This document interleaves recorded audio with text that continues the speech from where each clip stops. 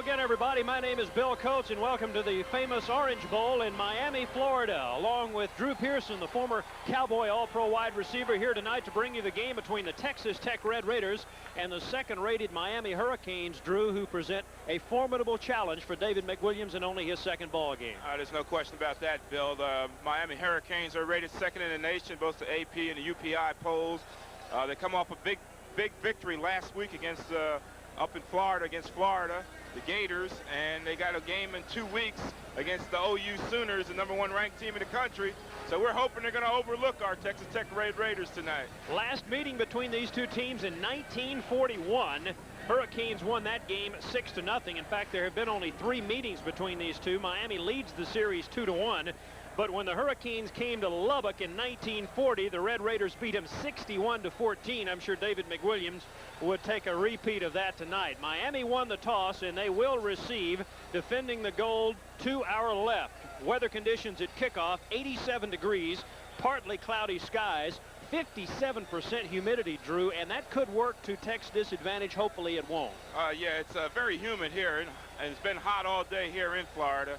But the humidity is a big part, and the cool breeze is coming in off the ocean. But for the most part, the humidity will be the big factor as far as the weather's concerned. I'll look at David McWilliams, 43 years old, make that 44 years old. His counterpart, Jimmy Johnson of Miami, is 43.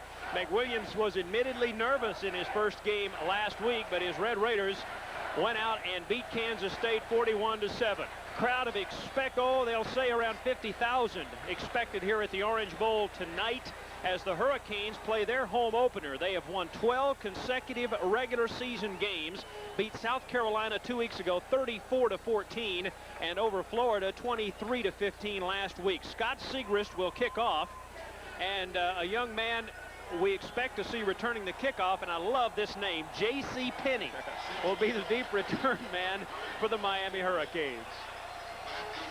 So we are set to go. This is game 2 of the '86 season, as Scott Segrist, who kicked 4 field goals last week, the son of former Texas Tech baseball coach Cal Segrist, is ready to go.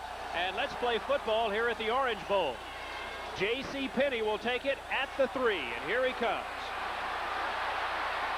Hit hard, James Mosley, and flags fly. Mosley was the first man to make contact.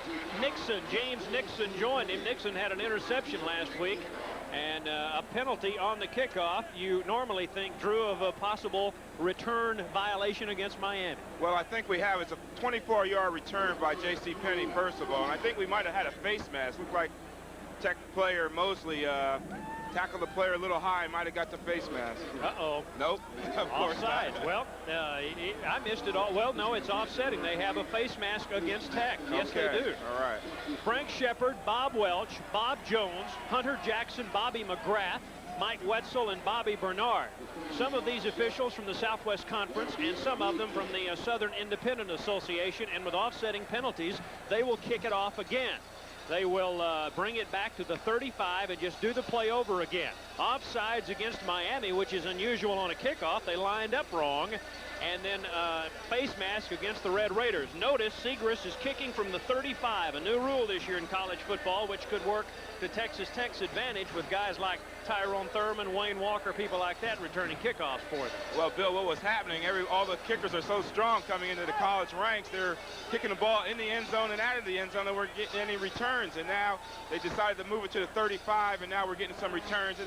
It is an exciting part of the football game. This has to be a special feeling for you. 5 Super Bowls played here. You played in 2 of them. I certainly did, and we lost both of them, and I'm really pumped up. Coach McWilliams needs me. Just call me. Hopefully, Drew will bring the Red Raiders good luck tonight. We're underway again. Segrist kick a little bit short. Will come down at the 15-yard line. The return, bowling his way out to the 30, is number 26, Cleveland Gary. Only a sophomore. He is a transfer from the University of Georgia, who played a season at Georgia and then decided to come to Miami of Florida. A 14-yard return for Cleveland Gary. The wide receivers and backs and the quarterback for Miami, Vinny Testaverde, the All-American Heisman candidate quarterback. Melvin Bratton with 5 touchdowns. Highsmith, the fullback, is a good one. Charles Henry, the new tight end. Brett Perryman starting in place of Brian Blades. Scott Provin, John O'Neill, the All-American Rakazi along the line. And we'll set the Tech defense in a moment. Brad Hastings is starting tonight.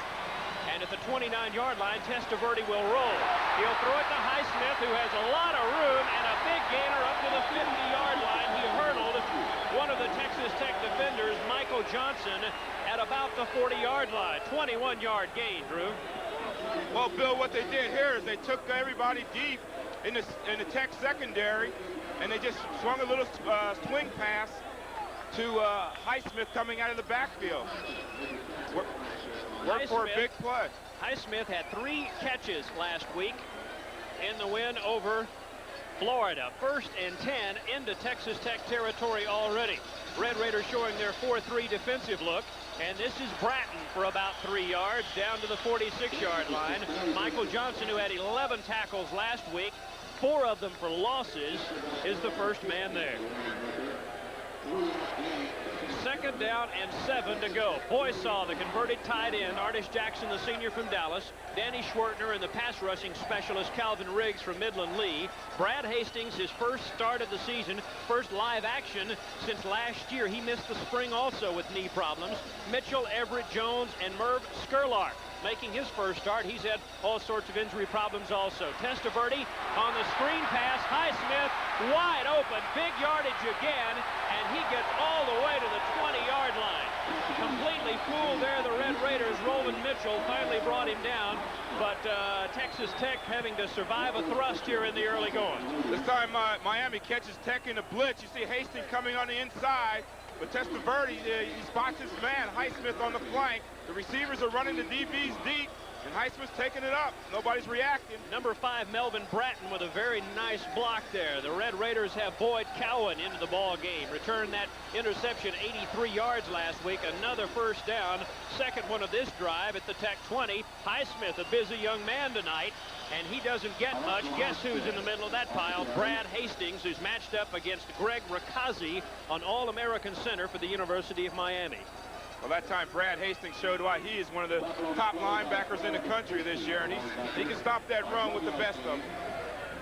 Here's a 2nd and 9. This, Drew, is the first 2nd and long Miami has faced so far in this drive. Well, they like these type of situations because they have to throw the ball. When they got a quarterback like Testaverde, they like to put it up. Bottom of your screen is Michael Irvin.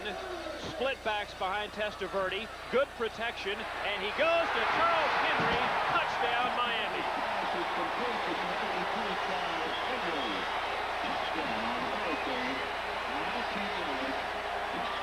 A 20-yard completion. Testaverde to Charles Henry. Drew?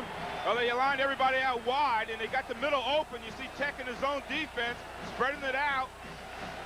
And he just runs a nice post route on the inside and takes it in for the touchdown. Beating Leonard Jones. Watch Testaverde, how quick he sets up. The man is 6'5", runs a 4.8 40, and he's got a great throwing arm with a nice touch, and he just lays it in there for the easy 6 points. Not terrible coverage on the part of Tech. That was just a great pass. And here is Mark Seelig on to try the extra point. He had a bushel of field goals last week, and it's 7-0 Miami with 12:48 to go in the first quarter.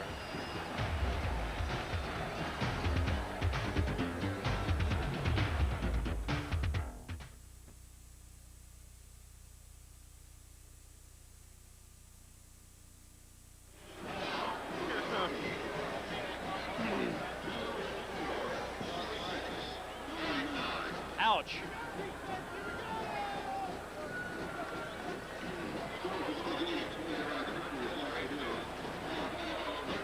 Yeah.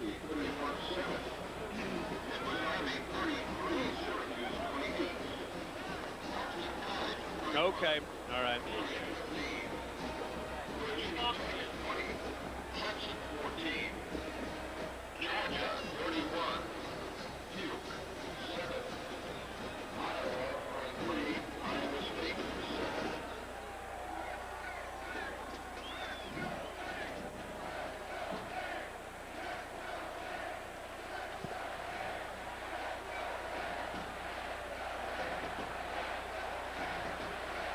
That was a 5-play, 71-yard drive, used 1:57, and Alonzo Highsmith, those 2 passes out of the backfield were very key. Well, it was key because they caught the Texas Tech Red Raiders in a blitzing situation. Testaverde is a very smart quarterback, and the height he has, he can spot that and he just dumped it off the Heisman for the big gainers. Keith Henderson, who led the nation in kickoff returns 2 years ago, is one of the deep men, number 34, and Wayne Walker, not slow of foot himself, also back there to the top of your screen in just a moment as we give you another look at the stats on that drive. Seelig will kick off. This one not very deep. Walker will take it on the run at the 12. Not much available for him as the Hurricanes down him at about the 26-yard line. Bubba McDowell of Miami there to bring him down. So here's Tech on offense for the first time tonight. Billy Joe Tolliver, the motorcycle riding sophomore quarterback there, along with Irvin Ferris and Clifton Winston. Kevin Sprinkles, a true freshman tight end. The flex in, Tim Tannehill, a converted quarterback, and Wayne Walker. Along the offensive line, Chris Tanner, the All-Southwest Conference center, has his hands full this evening with that Miami front line, as do all of his buddies up front. George Myra Jr. is not starting in the middle tonight. We'll talk about that in a moment. First pass to Tannehill, a bit long from Tolliver to Tannehill, who caught 8 passes last week, but a little bit too long for him that time. Tolbert Bain on the coverage. Well, they're going to come out throwing. Aaron McMail is right in tune. They're going to come out throwing the football. These guys, these front linemen, Dan Stubbs, Derwin Jones, Jerome Brown, an All-American, weighs 285 pounds. Bill Hawkins, they have 13 sacks in 2 weeks. Winston Moss, the key linebacker there, and 4 fine defensive backs under the direction of the former Texas Tech secondary coach, Carlos Maynard. Here's Tolliver to Travis Price, and he's near first down yardage at about the 36-yard line. Bain on the stop again. They've thrown it to him twice so far. And Travis Price is another converted quarterback. So these two guys, the flex ends, as we take a look It's almost, the replay. Excuse me, Bill. It's almost the same play they opened the game with, and it was open early. They just couldn't make the connection. This time they make the connection to Travis Price. Travis Price and Tannehill will be sending in the plays from the bench. Well, this is second down, and, well, it could be a first down, but they're going to measure. It'll most likely be a second down and short. Third down and short, check that. And so the measurement here early on is the Red Raiders get the first down. I thought he might have, I was beginning to think he'd come up a little short, but the second effort is what got him the first. Good effort by Travis Price. Excellent effort, excellent catch, excellent execution on the play. It's very important that Texas establishes a good drive here in their opening series, because Miami took the opening kickoff and went right down and scored. Tech has to show that they're in this ball game also. In talking with John Mize earlier this week, the Tech offensive coordinator, he said the short passes would be the key. Control short passes, and so far the Red Raiders are using that. And here's Tannehill again. Tannehill for about 6. Now, if they can do that all night long, they'll be back in this ball game. Well, that was a pass to Tannehill, the flex end, and it was a half sprint rollout type setup for Tolliver, and he just hit Tannehill on the play. That play is there, and he'll take it as long as it's there. Kelly Robinson of the Sports Information Office at Texas Tech, our spotter tonight, tells me that Irvin Ferris had a good block on that play. Tolliver 19 of 40 with a touchdown pass last week in the win over Kansas State. Here is a second down and about 5 with 3 wide receivers in the pattern. He's looking for Eddie Anderson, and that one comes up a bit short. Ferris was also in the pattern. I'm not sure who he was going to. It was way off the mark, almost intercepted. So here is a third down and 5. And a key play, if there can be one this early in a ball game, because Texas Tech needing to continue this drive and try to get some points here after being stunned early. Yeah, it's a good situation on 3rd and 5. You can come with a draw play, or you can hit that short out, or you can throw it deep. So there's a lot of options here for Texas Tech. Okay, they have wide receivers in the pattern, 4 of them spread out across the field, including Tyrone Thurman, but the draw play goes to the fullback, Clifton Winston, who had 2 carries for only 6 yards last week. He almost doubled that on that 1 carry.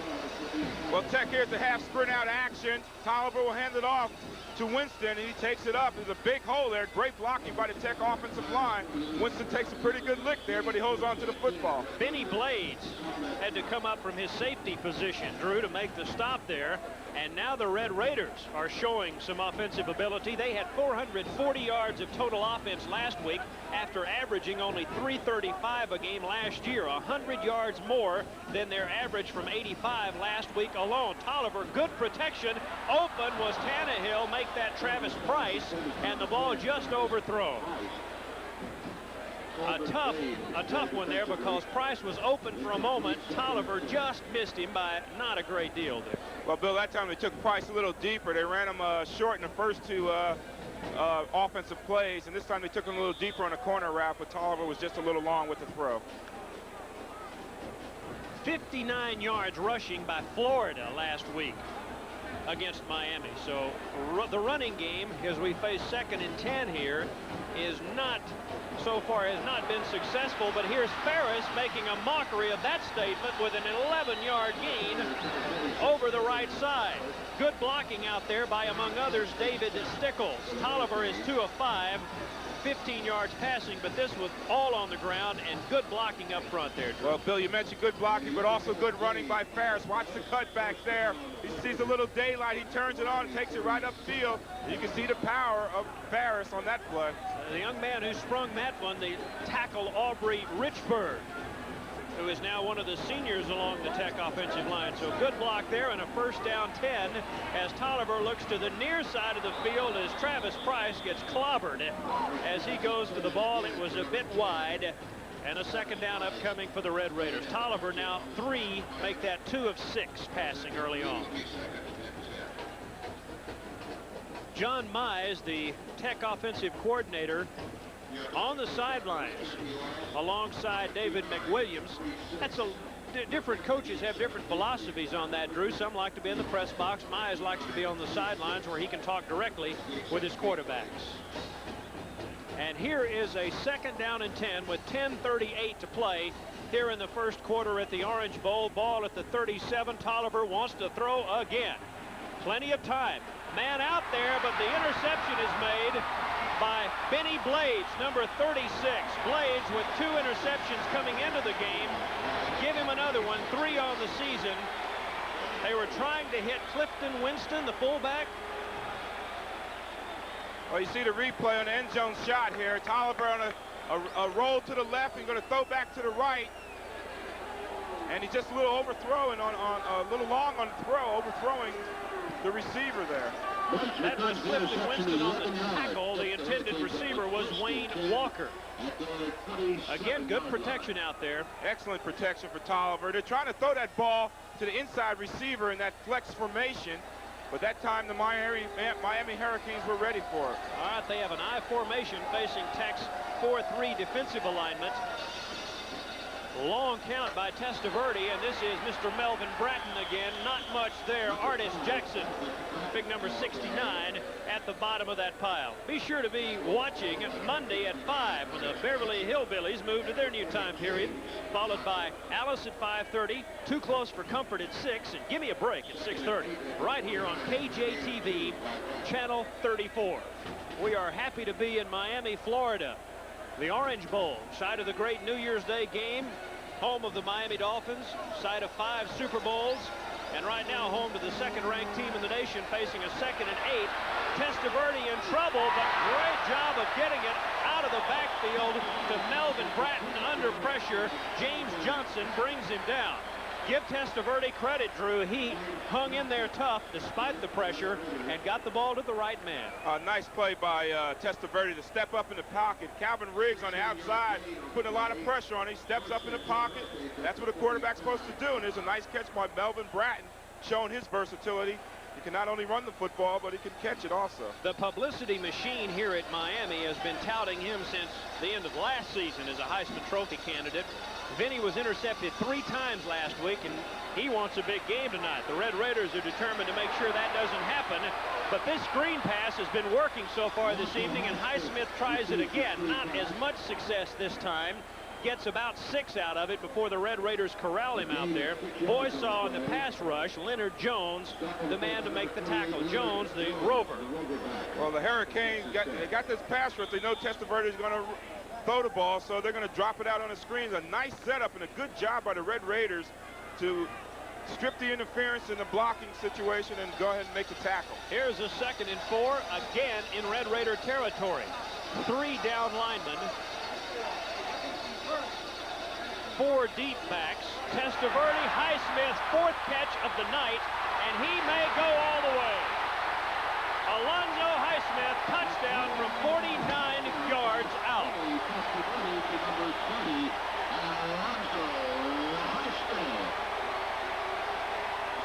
Well, Testaverde's taking advantage of his backs. He's spreading his wide receivers out wide, letting the backs roam in the middle, and there's a lot of room inside. And Alonzo Highsmith shows why he's a top back, one of the top backs in the country.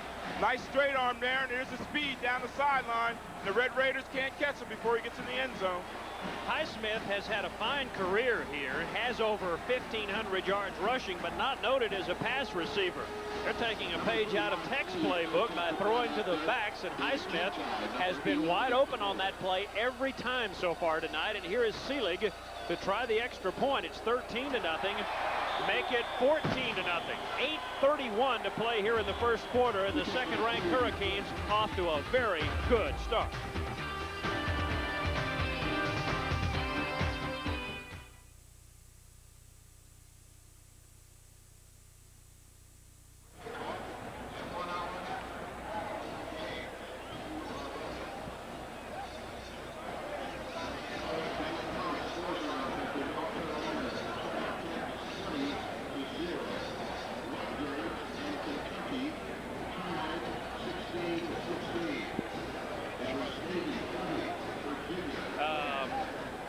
At the moment, I'd just like to see Texas Tech get back into this game when we go live. By the time we go live, can we talk to Jimmy Johnson about that?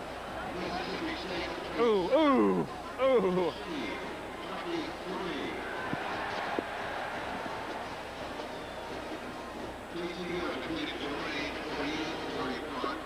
That's the drive.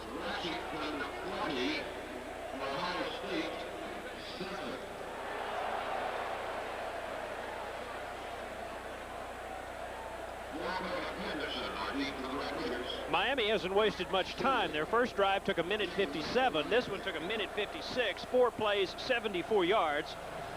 51-yard strike to Highsmith, and Drew Testaverde is perfect so far tonight passing. Yeah, he's 6 for 6 with 130 yards and 2 TDs. Highsmith has caught 4 of the passes for 105 yards and 1 of those touchdowns. Well, 14-0. Miami on top early. Home opener, so they're pumped up. And here it goes on the kickoff. This is Wayne Walker. Walker, not much available to him. Inside the 20, ball loose on the carpet, but the ground cannot cause a fumble, and the Texas Tech Red Raiders get to keep the ball and set up offense is George Myra Jr. down there to make the stop for the Miami Hurricanes. Myra not starting tonight as a middle linebacker. Bernard Clark, number 57, a freshman from Tampa. They have given no reason as to why Myra is not starting, although the Hurricanes have had all sorts of disciplinary problems over the last month or so. A couple of players accused of one player accused of shoplifting, one accused of assault. Myra was. That charge was dropped, but he's not playing tonight. And Tannehill on first down, just out of his reach. Winston Moss on the coverage. I think he may have tipped the ball. So Tolliver having a little bit of trouble right now getting this ball between the linebackers and the secondary. Well, Bill, they've been running that same play. I believe it's the 5th time they ran that play. They're trying to go to that flex end on the inside, and he's there, but the connection is not working at this point. Well, Tolliver not off to a great start. Red Raiders did get into Miami territory a bit earlier, but Benny Blades intercepted a Tolliver pass, and that set up the touchdown. Tolliver under a heavy rush, and that one was tipped. I believe Winston Moss got a hand on it. If not, it was Dan Stubbs, who had 4 sacks last week against Florida. It was Stubbs. That's a pretty formidable defensive line to face. 6'4" Stubbs, followed by 6'3" Winston Moss, an All-American. Well, Stubbs is a heck of a pass rusher. See him, he gets his hands up, and he just gets a piece of the ball, and that's what our defensive end is supposed to do when he gets that bead on the quarterback. Throw those hands up and make that throw tougher for the quarterback. Billy Joe Tolliver, 2 of 9 so far, 15 yards. Was a slow starter last week. Perhaps he can turn it around.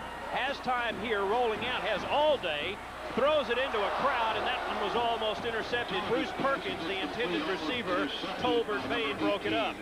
Perkins has 8 career catches in Tech, 3 of them for touchdowns, but not that time. And it is 4th down in a punting situation, so for the first time tonight, we will see Jamie Simmons, the freshman punter for Texas Tech, who had a 40-yard average last week. Only 1 of his 6 kicks returned. And standing deep is Brent Perryman, who will take it at about his own 42 under a heavy contained rush back there. And the Red Raiders bring him down at the 42-yard line. So with 8:02 left to play here in the first quarter, Miami leading Texas Tech 14-0.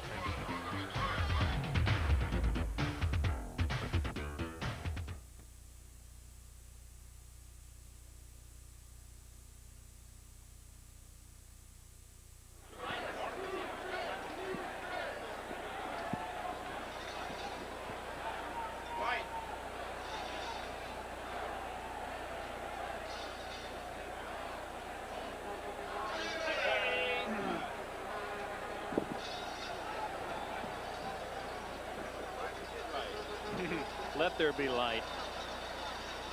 Thought maybe you'd bring me a light beer. Thought maybe you'd bring me a light beer.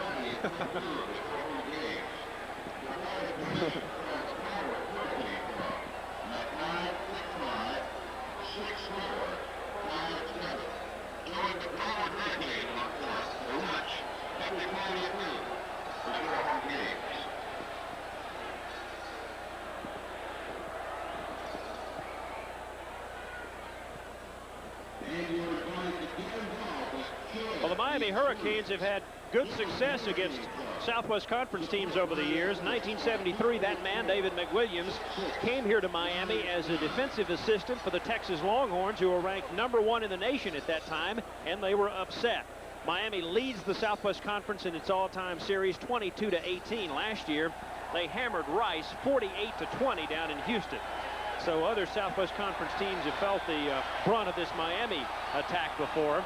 With 8 minutes to go here in the first period, Testaverde looking at Tech's 4-3 defensive alignment. I count 4 men in the secondary, the 3 linebackers. Tony Durden, the middle linebacker, and he puts a big hit there on the Miami running back at the 43-yard line after a gain of about 1. That was Melvin Bratton on the carry. 5 touchdowns so far for Bratton as Durden leaves the ball game and Hastings comes back in.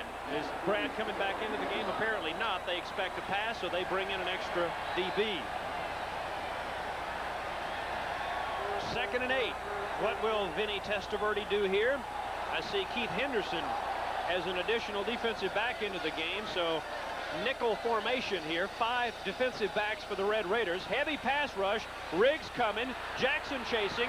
So is Michael Johnson. Testaverde scrambling for the first down. And Bart Rager drives him out at the 40-yard line.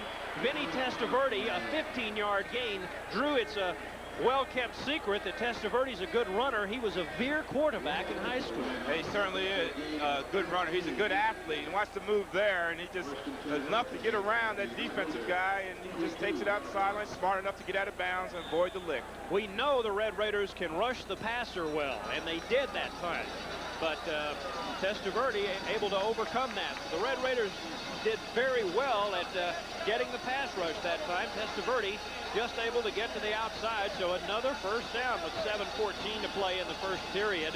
It's 14-0 Miami, split backs, and Vinny going to the near side, almost intercepted. He was looking for Irvin, and Eric Everett, the younger brother of Baylor All-American Thomas Everett, going after the interception. A nice gutsy move on his part, particularly when you're down 2 touchdowns. It never hurts to go for a gamble, I don't suppose. That was a nice move by Eric Everett on the play. Testaverde he saw something in the Tech defense. He tried to audibilize at the line of scrimmage, but Eric Everett was not fooled on the play. And a penalty flag down that we caught after the play was over, and it looks like a 10-yard walk-off. And we'll wait for the indication. Guess what? Holding. Well, Bill, maybe this is what the Red Raiders need. They need to take some of this momentum out of the the Miami Hurricane offense, and maybe something like this will slow the Hurricane down. Well, Vinny Testaverde has finally missed a throw. He's 6 of 7 now for 130 yards and 2 touchdowns. Out of the eye, the wide receivers Perryman and Irvin. Big rush coming. Eddie Kittle misses, and now Testaverde has room to roam. Almost picked off by the Red Raiders. That was Gary Warren. One of the linebackers in the pattern there did a nice job of covering Melvin Bratton, and the Red Raiders are now in a 2nd and 20 situation as Kittle did a good job of getting the pass rush on Testaverde and drove him out of the pocket. Well, the Red Raiders are getting a nice pass rush from the outside, but they're not getting any help from their inside people, and Testaverde is just stepping up in the pocket and getting that time he needs to throw downfield. Here we go, 14-0.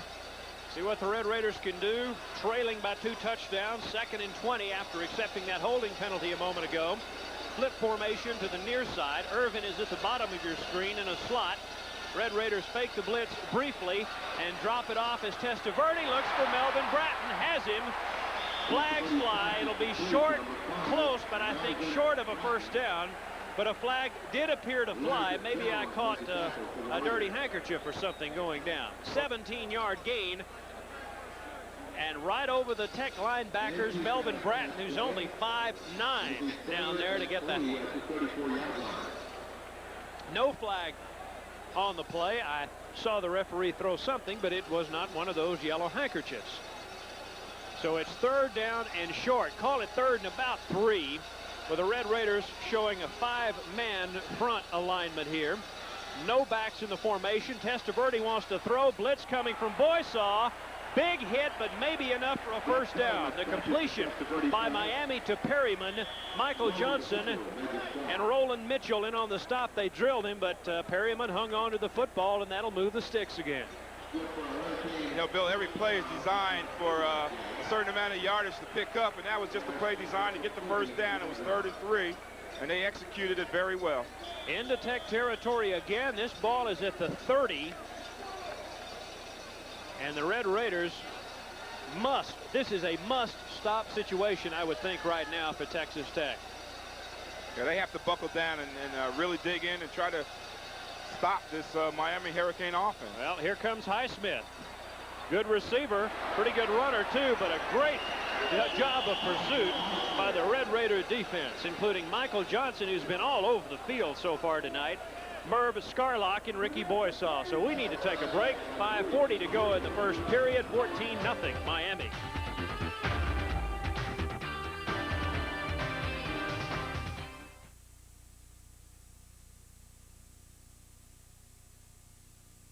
Yeah, there's no TV time, man.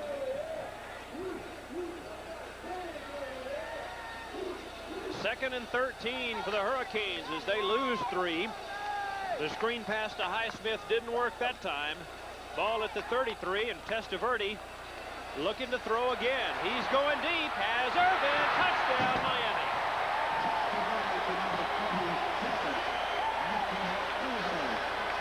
That's 9 straight games that Michael Irvin has caught a touchdown pass. He had one last week against the University of Florida. Well, looking at one of the best receivers in the country. He's only a sophomore, but he's still one of the top. He runs by Keith Henderson on the play. Testaverde just lays it in there. Henderson makes a nice effort to try to recover, but it's all Irvin on that play. Michael Irvin, one of the top receivers in the country, despite being a sophomore. Yeah, that's the key right there. He has excellent speed, was a freshman All-American, and on top of that, he's 6'2". So he's a definite pro prospect, I would think. So here's Seelig, who's been very busy so far tonight, coming on to make it 21-0.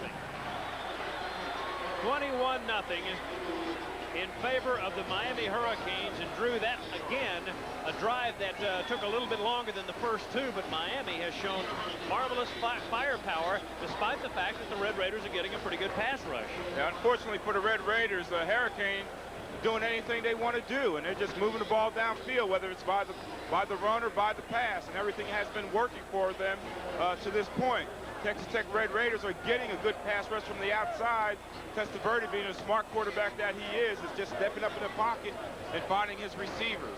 And he does have some excellent receivers on the flanks and at the running backs coming out of the backfield position. That drive took 8 plays, 57 yards, and this time was 2 minutes and 28 seconds for the touchdown. All right, Tyrone Thurman, one of the kickoff return men in the game now. Henderson sits, Wayne Walker, and Papa Smurf, Tyrone Thurman, is back there to return the kick. So this will be the first extensive duty that we've had a chance to watch our old buddy Thurman tonight, Drew. So let's hope that he gets a good situation here.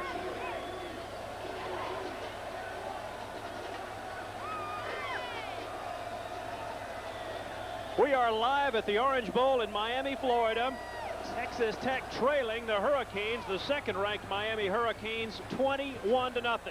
3 touchdown passes for Vinny Testaverde.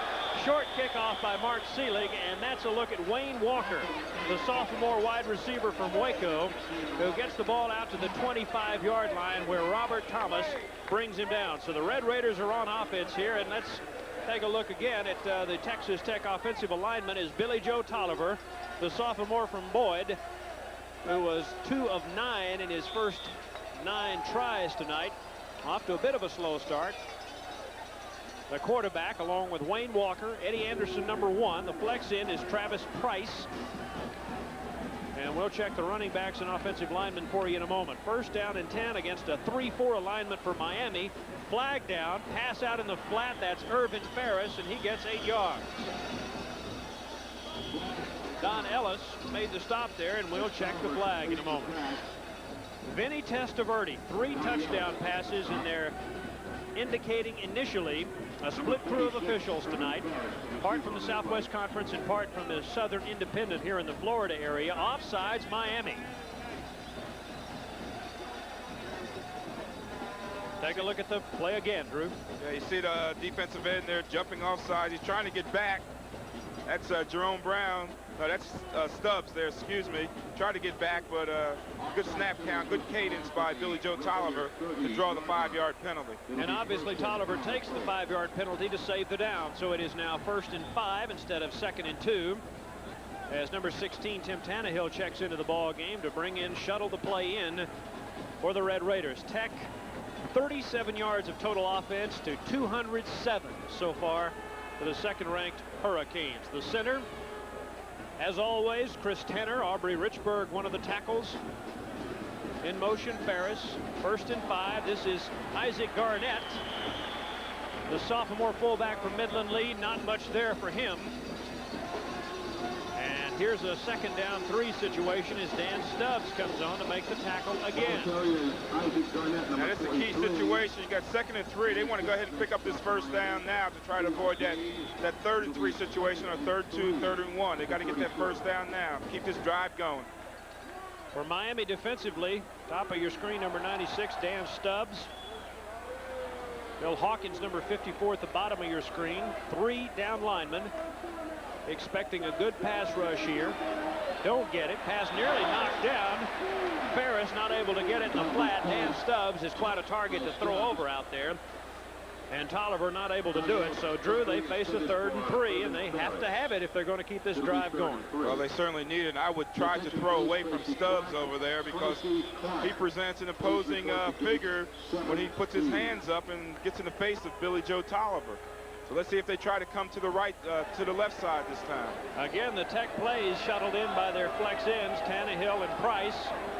And Tolliver looking to the sideline to call his first timeout of the evening. You get 3 per half. And Billy Joe Tolliver wants to go over and talk to David McWilliams and his offensive coordinator, John Mize, also a former assistant at the University of Texas, doing an excellent job at getting this pass offense installed. Next Sunday, September 21st, it's the premiere of Stars and Stripes Cinema.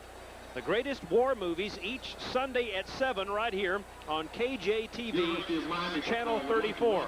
Attempting something tonight that no other Lubbock television station has ever tried, originating a Texas Tech game on the road from the Orange Bowl in Miami, Florida. Bill Coates along with Drew Pearson. And the Red Raiders are in some trouble right now, but with plenty of time to try to get back into this ball game. How about that? They're not completely without fans. In fact, several hundred are here. That sign, by the way, provided by Phil Price Advertising in the Lubbock area. So hello, Lubbock, from KJTV 34, Miami, Texas, it says. A lot of Red Raider fans. Again, we estimated about 1,000 here tonight. They're sitting behind the Red Raider bench. In fact, you can see the band at the bottom of your screen there. Oh, about the 25-yard line. Well, that graphic tells a lot, Drew. Look at the passing yardage, the difference in yardage so far. Well, and Tech lives and dies by the pass, and they need to get that up if they're going to be successful this evening. Here's a 3rd and 3 with 4 receivers in the formation. Actually, 3 receivers and Ferris in motion. Tolliver under a heavy rush has to flip it away to Walker, and the ball is on the ground and recovered by Wayne Walker, but a punting situation. That, I believe, was a reverse in the making that they just smelled out, and it was stopped before it ever got going. Yeah, they try to reverse in this situation. They're going to fake it, the handoff, to try to slow down the pass rush from the Hurricane, and there's lack of execution on that play. It's a tough call on 3rd and 3. A gamble. Sometimes that gamble pays off for you, but it didn't there. Again, Miami with an exceptional pass rush, 13 quarterback sacks in 2 games coming in, and motion along the line of scrimmage, and a flag flies. 4:02 to play here in the opening quarter at the Orange Bowl. 18 from the 17-yard line. Miami leading by 3 touchdowns, and Texas Tech forced to go back on defense, pending the outcome of this upcoming punt. An offsides against Miami won't be enough to give Texas Tech the first down by a long shot, but we'll give them a little bit more punting room for Jamie Simmons, a freshman from Aldine, who David McWilliams says is the first punter that they've actually recruited at Texas Tech in about 13 years. They had Maury Buford a few years ago out in Lubbock. You all will remember him, who now punts for the Chicago Bears. He was a great one, but apparently he wasn't recruited as a punter. But this kid Simmons, they think enough of him that they actually went out and sought him, and he did a good job last week. This one a bit of an end-over-end kick, and it will come to David Kintai at the 45-yard line. Red Raiders do an excellent job of getting there. Tony Durden among the players making the stop for the Red Raiders on the punt coverage. So here's Vinny Testaverde to set up shop at his own 40-yard line, and there's a Red Raider down on the field, a bit slow in getting up. That's Keith Henderson.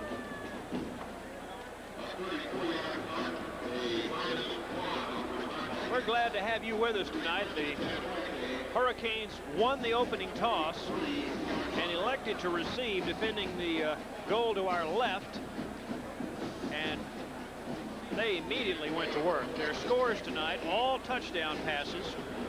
First one with 12:48 to go on the opening drive. Took a minute 57.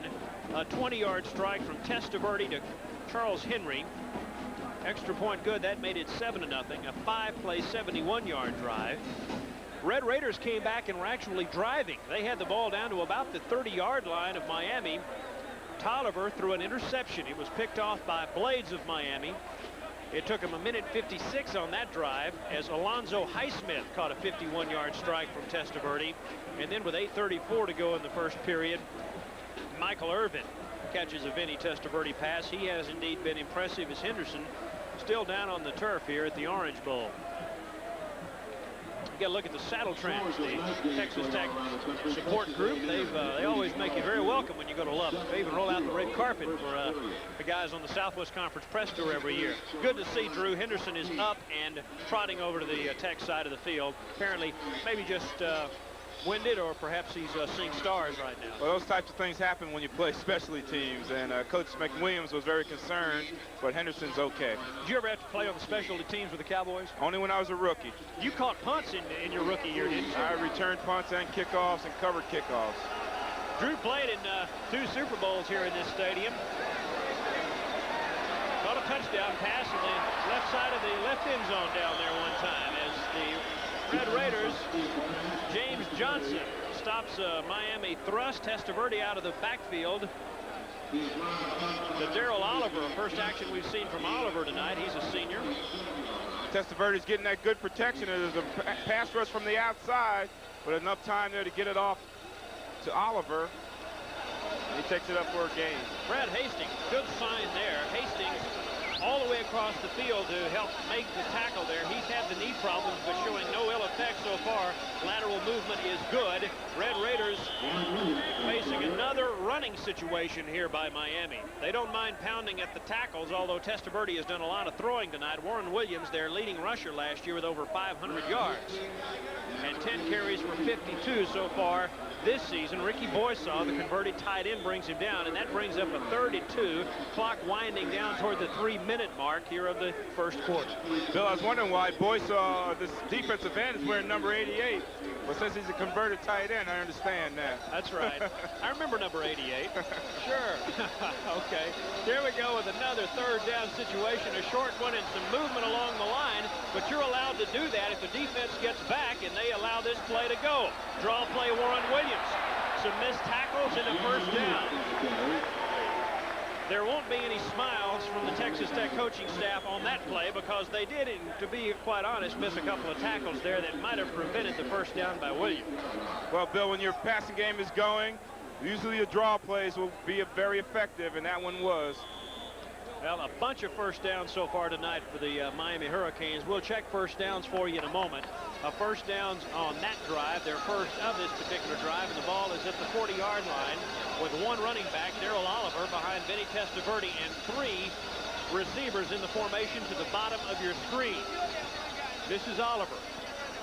Cuts against the grain, picking up about 4 yards. 10 Miami first downs so far to only 3 for Texas Tech, as Brad Hastings comes in to make the stop. So here's a 2nd and 6 as Miami gets a 4-yard gainer on first down. Well, this whole first quarter has been all Miami Hurricanes. The Red Raiders need to make a break for themselves. They need to create a turnover, get a quarterback sack, something to get themselves pumped up to try to deal with the second quarter and the rest of this football game. The play calling by Miami has definitely kept the Red Raiders off balance a bit here in this first period. Play action by Testaverde. Allows the rush to come to it and then dumps it out to Perryman again. Brent Perryman, who caught a 50-yarder last week against Florida that iced that game, comes up with a nice catch there and another first down. That is the 11th for Miami. There's a play action pass. That'll stop the rush from the Red Raiders, and Testaverde has the time, and he finds that Brett Perryman once again. That's remarkable. 11 first downs in the first quarter alone so far for the Hurricanes. Well, they had the ball quite a bit in this first quarter. Time of possession is all there. Moon over the Orange Bowl in Miami, Florida. Good crowd tonight, approaching 50,000. First down, Testaverde. Oliver, not much there. He runs up against a wall of white-shirted Red Raiders, including Ricky Boysaw and Artis Jackson, who former state champion wrestler, who wrestles Darrell Oliver to the ground. Testaverde's now 11 of 12, 204 yards, 3 touchdowns. Second down and a bunch. Excuse me, Bill. I like this Ricky Boysaw and also this Calvin Riggs. They're 2 defensive ends. They're not real big. Riggs is 6'2", 215. Boysaw 6'2", 225. But they're real effective. Mitchell, Everett, Skerlark in the defensive backfield, and Riggs, the guy you're talking about, puts pressure out there, and this one almost intercepted by Leonard Jones.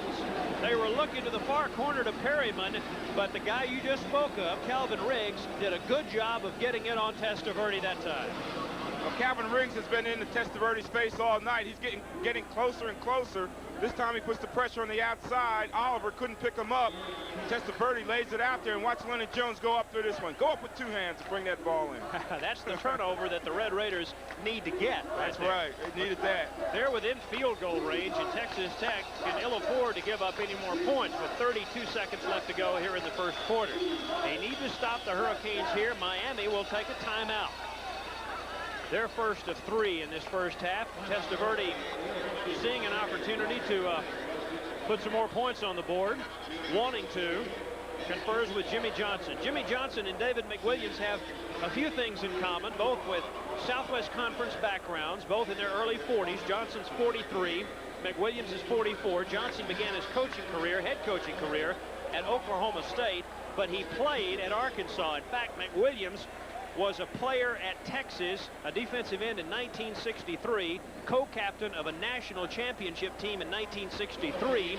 Jimmy Johnson under Frank Broyles in 1964, the very next year, as an offensive lineman, co-captained their national championship team. So that tells you a little bit about the background of these two fine coaches. And McWilliams coached Jimmy Johnson's son, Brent, who was a defensive player at the University of Texas. So needless to say, the coaching staffs of these two teams know and respect each other quite a bit. Here's a 3rd and 10 with 32 seconds left following the timeout facing Miami.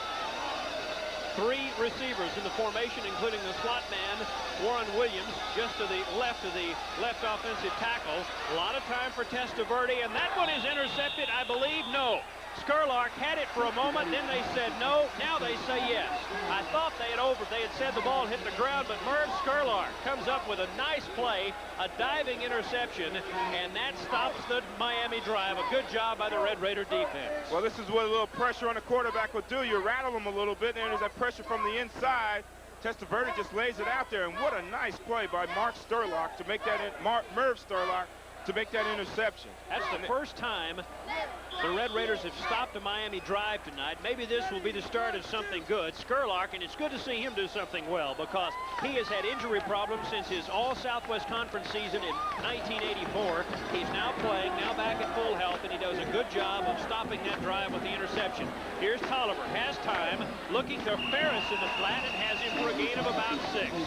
There to make the stop is Rod Carter, number 91, a sophomore, who was the former starting middle linebacker before George Myra came on board. And the first period is winding down. That will be the final play, probably, of the opening period. It will be. So we are approaching the end of quarter number 1 here at the Orange Bowl as the gun sounds. And so Miami with an impressive opening period, but there are 3 more to go. Hurricanes leading the Red Raiders 21-0.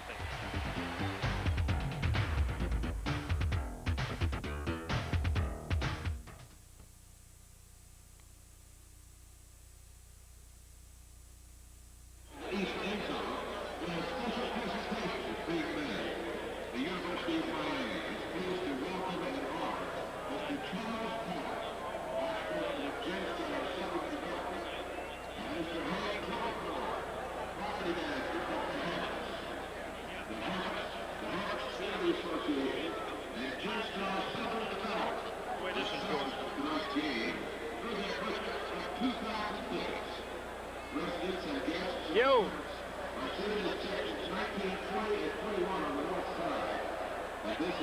Okay. Mark Steffen. Hi, Mark Steffen in Dallas from the guys in the truck. You satellite rascal, you. I'll try not to say anything dirty.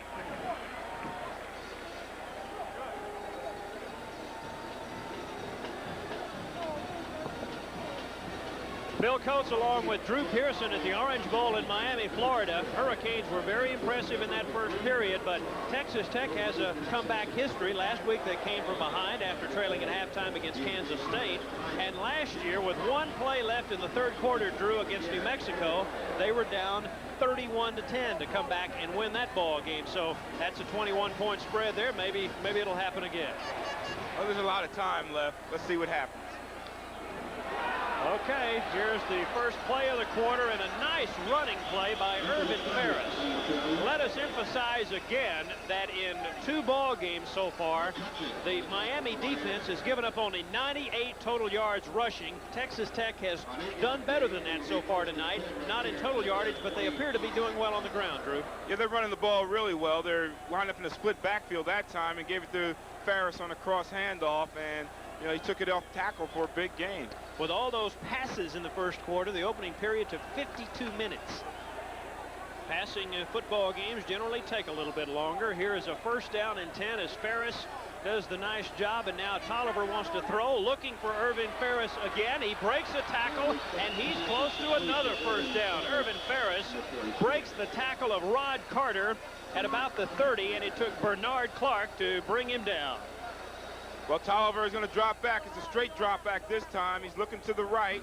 He lays it out. Ferris runs an out route. This is what you want your backs to do. Break that first tackle and pick up those extra yards. And a great job by Ferris, a sophomore. 5'11", 220 pounds. From Fort Worth, a former high school teammate of James Gray, Trimble Tech High School. Let's mention Timmy Smith, who really being counted on this year by the Red Raiders, but he broke his ankle earlier this week in practice, and he's not able to play this evening. May not be back for the rest of the year, but let's be more positive than that and hope that by the end of the season, Timmy will be available to play again. This is Isaac Garnett, the sophomore from Midland. A draw play close to the first down. Clark in the middle there again. And this will apparently call for a referee's measurement. They needed to gain just past the 35-yard line. Nope, no measurement. They're going to say Tech first down. Okay, here's a second first down of this drive, fifth first down of the ball game for the Red Raiders. And Drew, they've done it on the ground. A good sign because they're maybe establishing a little bit of momentum along the line of scrimmage. Well, sometimes it takes a good running game to open up that passing game. When you come out throwing the ball, and I'm sure the Hurricane knew that the Red Raiders were going to throw the football, so they're putting a lot of pressure on Tolliver. Now they're using that running game to open up the passing game. There's a heck of a lot of difference between Miami and Kansas State. Red Raiders didn't really need their running game that much last week, but they're going to need it tonight because it sets up short passes like this, as you said, Drew, and Irvin Ferris, who's been very busy on this drive, brings it out to the 41-yard line. Well, they went back to the well, the same play they used just a few plays earlier, and here goes Tolliver on a straight drop back, looking right to the right. Ferris runs the out route on the linebacker, takes it up, gets a nice gain.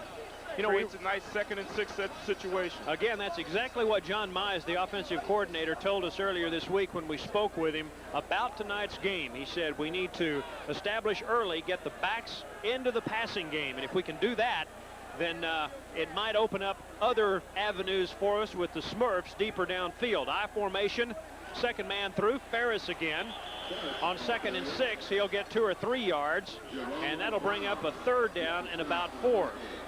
Rod Carter again in on the stop there. Mr. Ferris, very busy. That's about, let's see, that's 2 catches and 3 or 4 carries in this drive alone. Well, it looks like they need somebody to ignite them, and they're going to Irvin Ferris to light the torch for the Red Raiders. He's doing the job so far. They got a nice drive going. Let's just see if they can continue to execute and keep this drive going. Eat up some of the clock, keep the ball away from Miami's offense. 13 minutes to go. I formation now, a shotgun for Billy Joe Tolliver. And the flags fly as somebody broke too early on the 3rd and 5 out of the shotgun. One of the running backs, Ferris, I believe, took a step too soon, and so they'll call illegal motion here. Frank Shepard is the referee tonight, and he's from the Southwest Conference, and he calls illegal procedure. So that'll cost the Red Raiders 5, and that'll hurt them because that'll set up a 3rd and 10. That looked like a little Canadian football right there with about 5 guys in motion. And that's right. They're in a shotgun. There's a lot of noise in the stadium. When you're in a shotgun, it's hard to hear that quarterback's cadence there, and I think that's what confused the Red Raiders. Yeah, in the Canadian Football League, you're allowed to move toward the line of scrimmage and before you can move anybody. As many times as you want. Just go crazy out there, right? Well, you're not allowed to do that in American football, so the Red Raiders cost themselves 5 there, and they get a 3rd and 10 and a probable passing situation, and you can bet Miami's pass rush will back its ears here. Stubbs, Jerome Brown rushing, but good protection. Great pass and catch from Tolliver to Travis Price. The converted quarterback brought down by Vinny Blades at the 31-yard line. Oh, nice play by Billy Joe Tolliver. He rolls out to his left. It's really tough when you have to throw and set up, throw across your body in that left-hand throw, and he does a great job, and nice job by Price to hold on to the football after taking a tough lick. A 33-yard completion. Last year, Price rushed for 219 yards. In fact, he was a wishbone quarterback in high school. His team was 37-3 from Wink out there in West Texas, and so they, in fact, some even said that if this were a wishbone team, if Tech was a wishbone team, he might be battling for the starting quarterback job. He is that quick, and he really showed some of it there. 3rd first down of the drive for the Red Raiders. They are deep into Miami territory. Draw play, look at Irvin Ferris. Nice gain of about 6 more yards. Winston Moss brought him down.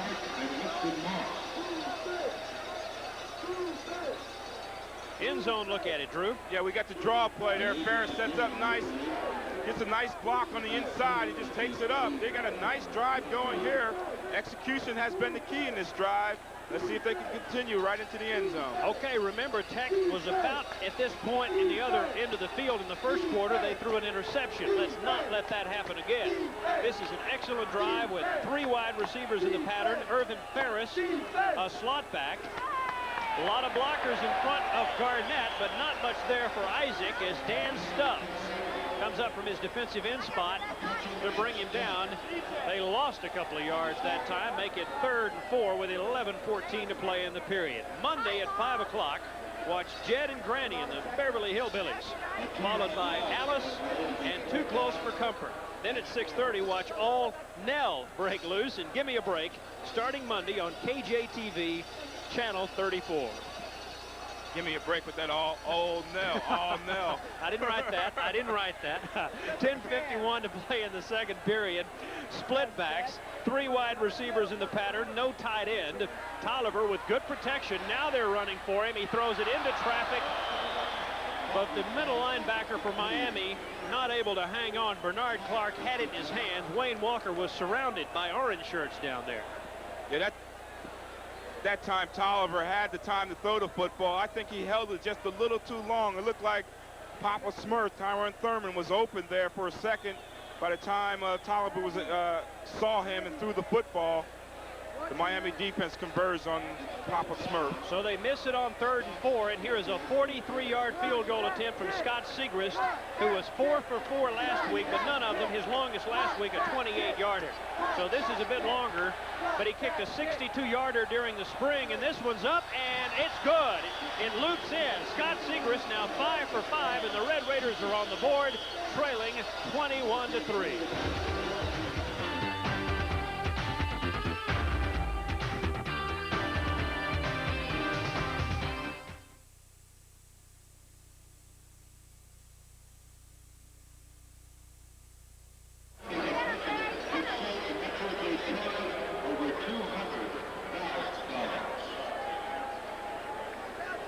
Yeah, you got to make that 4 yards if you're going to beat these guys. You got to make that.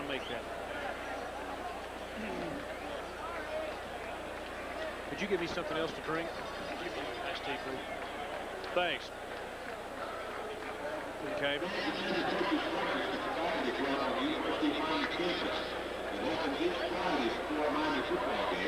Make your reservations now through the Hurricane Club. Call 281-6699.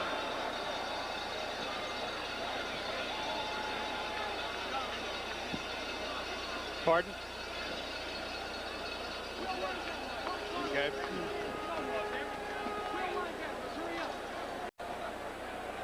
Drew, it was an impressive drive, but you really need to make that 3rd and 4 if you're going to pull off an upset. Well, it was a situation, you're 21 points down. Coach McWilliams had the option to either try to use get to 4 yards in two plays, a 3rd down, and then go for it on 4th down, or try for a pass on 3rd down, and if you don't make it, kick the field goal. But I think it was a great drive, 9 plays, 71 yards, and it's very time-consuming, and that's what the Red Raiders have to do. They have to keep Miami's offense and Testaverde off the field, and that's the way to do it. Eat up that clock. Well, it's a start, and how about that Scott Segrist? A nice kickoff after a 43-yard field goal. Here is J.C. Penney. I love that name. Out to the 26-yard line. I wonder who he was named after. I was going to say, I'm wondering if maybe his mom shopped at that particular department store while she was waiting on him. Anyway, Miami with their own field position at the 26-yard line. Now Watson there to bring him down, and Testaverde will set up shop with his high-powered offense that has already produced well over 200 yards of total offense and 11 first downs in the first quarter and 5 minutes. I formation. The center is Greg Rakazi, and the running back is Warren Williams. Quick look at the Miami offense for you. Across the line, and they average about 260. John O'Neill, Dave Alekna, Greg Rakazi, who's matched up against Hastings. He's a senior. from Medford Lakes, New Jersey, and a good one. Paul O'Connor and No gain. Roderick Holder, the tight end Charles Henry. Brett Perryman is the wide receiver. Michael Irvin, number 47, and the bottom of your screen a moment ago was number 9, Brian Blades. And here on 2nd and 10, out of the backfield, this is Oliver, and he drops that ball. Heard footsteps probably from Michael Johnson, who had a big game last week against Kansas State with 11 tackles. And that brings up a 3rd and long. And if the Red Raiders can hold, they've got good field position again and a chance to do something, maybe get another score.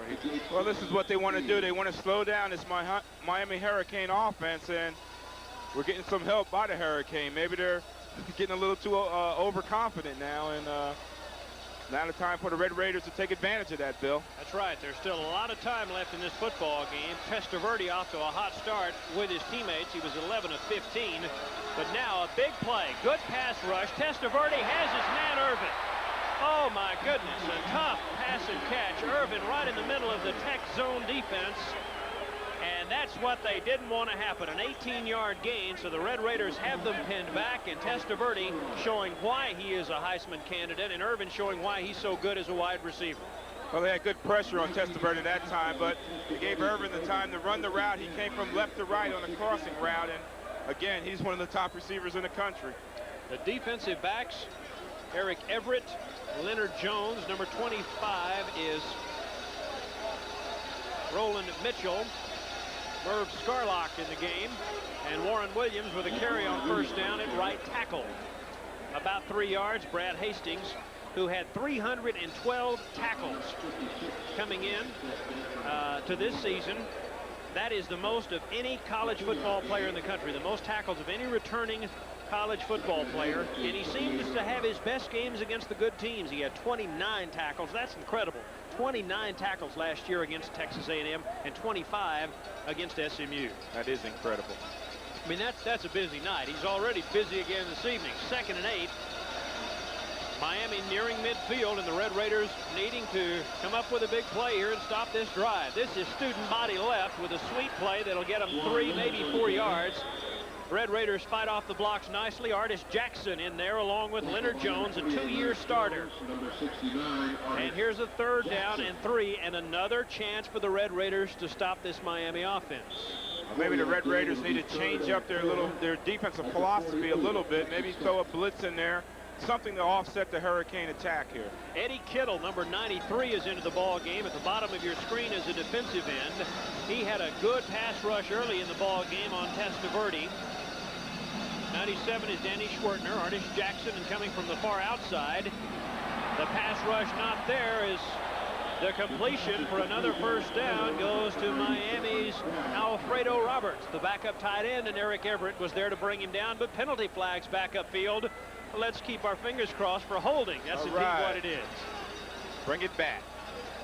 So here comes a 3rd and 13, and instead of a 1st down for Miami, the Red Raiders are now in a position to force Testaverde to throw, back their ears and get a good pass rush and stop this drive.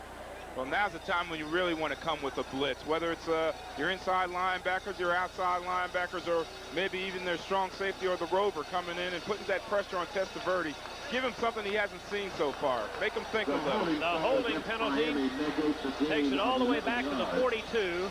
The Hurricanes need to gain the Tech 44. It'll be 3rd and 14.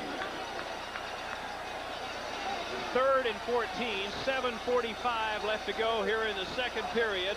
Testaverde with 2 slot men to the top of your screen. Looking long, going for Blades. Has Blades at the 25-yard line. Oh my goodness, another outstanding, and that's all you can call it, but another flag up the field. Keith Henderson on the coverage. He was there, but that was a picture-perfect pass to Blades, but the flag was in the Miami backfield, and I'll bet they have another holding. It's illegal procedure. So cost him another 5 yards.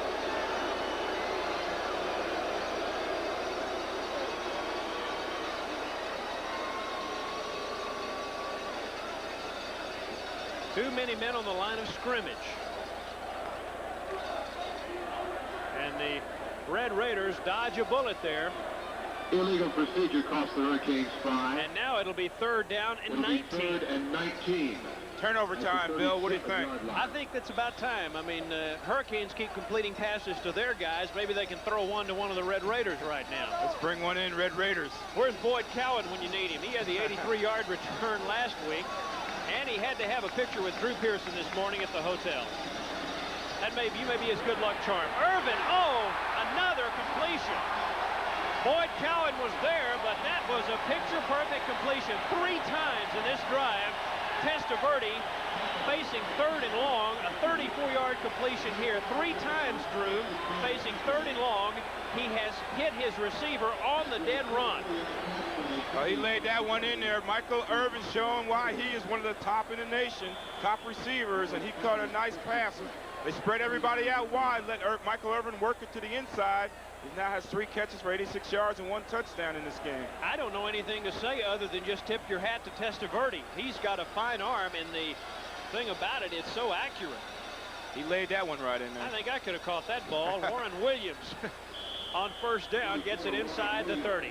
James Johnson there to bring him down. Well, Tech's character will really be tested here in that that can be demoralizing when you do such a good job of stopping a team until 3rd down rolls around, and then they beat you on a 33-yard pass play.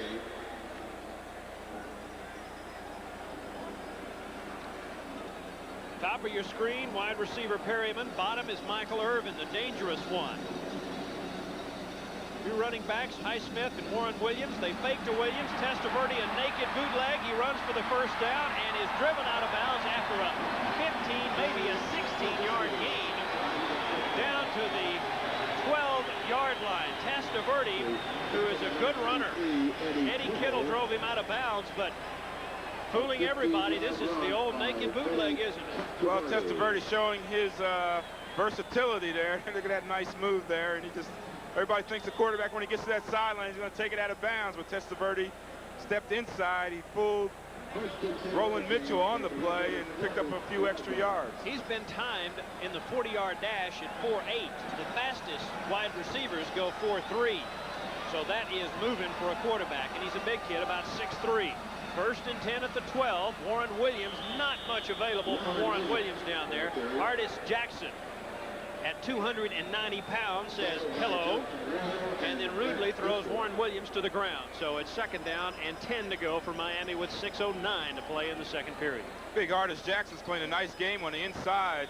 Miami's having success everywhere else but running that ball on the inside, and that's because of big number 69, Artis Jackson, goes 6'5", 290 pounds. And weighed 350 when he came to Texas Tech, but a weight program actually slimmed him down to his 290 playing weight. So David McWilliams wants no refrigerator Perrys on his team. He wants quick defensive lineman. Jackson, a good pass rush again, but Irvin was there and just dropped the ball. He was surrounded by white-shirted Red Raiders. Leonard Jones, the closest man, and Testaverde a little frustrated at Irvin that time because he had him. Well, Michael Irvin showed that time that he is human. Testaverde laid that right in there in the end zone. It would have been 6 points, but Michael Irvin didn't hold on to it. I was starting to wonder if Testaverde and Irvin were human there for a moment. The way they've been clicking, it sure seems like a fantasy. Yeah, I'll tell you, that has been a dynamic combo so far tonight. Good crowd here at the Orange Bowl. They've a bit late arriving, but I would say 50,000, approaching that in this 75,000 seat stadium. Here's a 3rd down and 10. 3rd and 10. Red Raiders looking to hold. Testaverde under a heavy rush. He'll be flushed out of the pocket. 1 man to beat, and he gets around one of the Red Raiders and goes for the flag. Is going to be driven out a bit short of the end zone. Now they say touchdown. I thought maybe they had gotten him out at the 1-yard line. Leonard Jones had a beat on Testaverde, but Vinny stepped around him and got into the corner of the end zone. Remarkable run. Well, Testaverde is getting pressured there, and again, his versatility as a runner really makes him much more effective as a quarterback. Watch that move there. Shakes off the tackle by Leonard Jones and dives in the end zone and just makes it into the corner of the end zone. He was the 5th player in the Heisman balloting last year. It makes you wonder, makes you appreciate just how good the first 4 guys were. Well, Artis Jackson almost had him there, and look at that move on Leonard Jones, and he just gives him a leg and takes it away and just sneaks into the end zone. No question, he did get to the end zone, too. He got to the flag, and that's all you have to do. Selig adds the extra point. 5:28 to go. 28-3. Hurricanes leading the Red Raiders.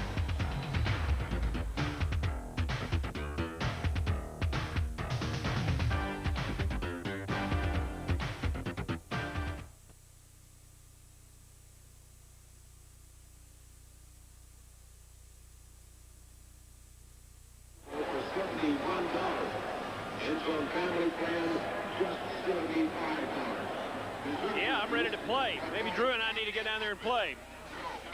Jeez.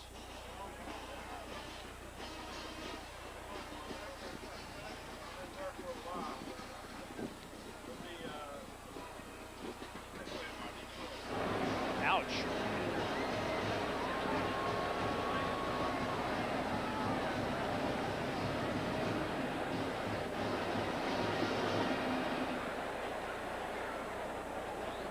Give me Testaverde's numbers.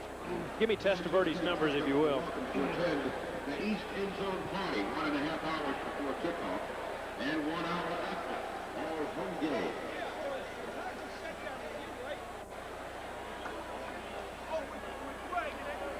Well, they like to negotiate long scoring drives, Drew. A 12-play, 73-yard excursion, 4:59 on the clock, and how about that Testaverde touchdown run? That's a great run, but that is what you call a sustained drive. 12 plays, almost 5 minutes. That really is what you call a sustained drive. And 13 of 18 passing for Testaverde, 267 yards, 3 touchdowns. Would have had 4, but Irvin dropped one in the end zone a moment ago. 1 interception, 3 carries, 41 yards rushing for him. Here's Wayne Walker at the 5 against a outstanding coverage unit by Miami. Not much available for him. And number 90, Victor Morris, the lead man for Miami on the coverage team that time. So Tolliver and company open up in a hole with 5:22 to go in the second period.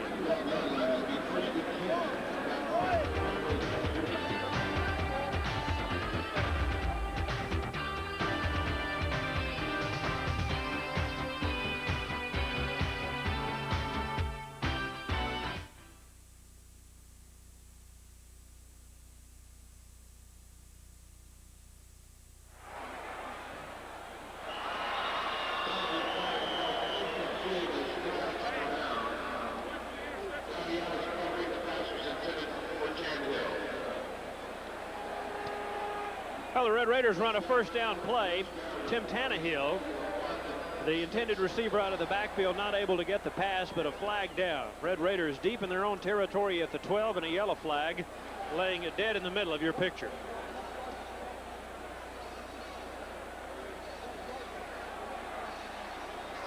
Well, the penalty against Texas Tech declined by Miami. They will take the incomplete pass and set up a second down and 10 at the 12-yard line. Wayne Walker, top of your screen, number 80. Eddie Anderson, bottom of your screen. The flex end is Travis Price, who had a 30-yard catch earlier in the quarter. I formation behind Tolliver. Ferris, the second man through. Winston Moss, number 99, there to meet him. Moss is an interesting story. He is an All-American candidate who has been a starter off and on this team, was a starter part of his freshman year when the Hurricanes won the national championship in 1983. Remember that big win over Nebraska here in the Orange Bowl game? Moss and several of his teammates, including Rakazi and others, played a great deal on that team. Moss had to miss the first game this year because there was some question about his eligibility. He had taken a car from a licensed sports agent. Well, they ruled that after much haggling that he could return, and he is out there right now as the Red Raiders get a nice completion out of the backfield to Isaac Garnett.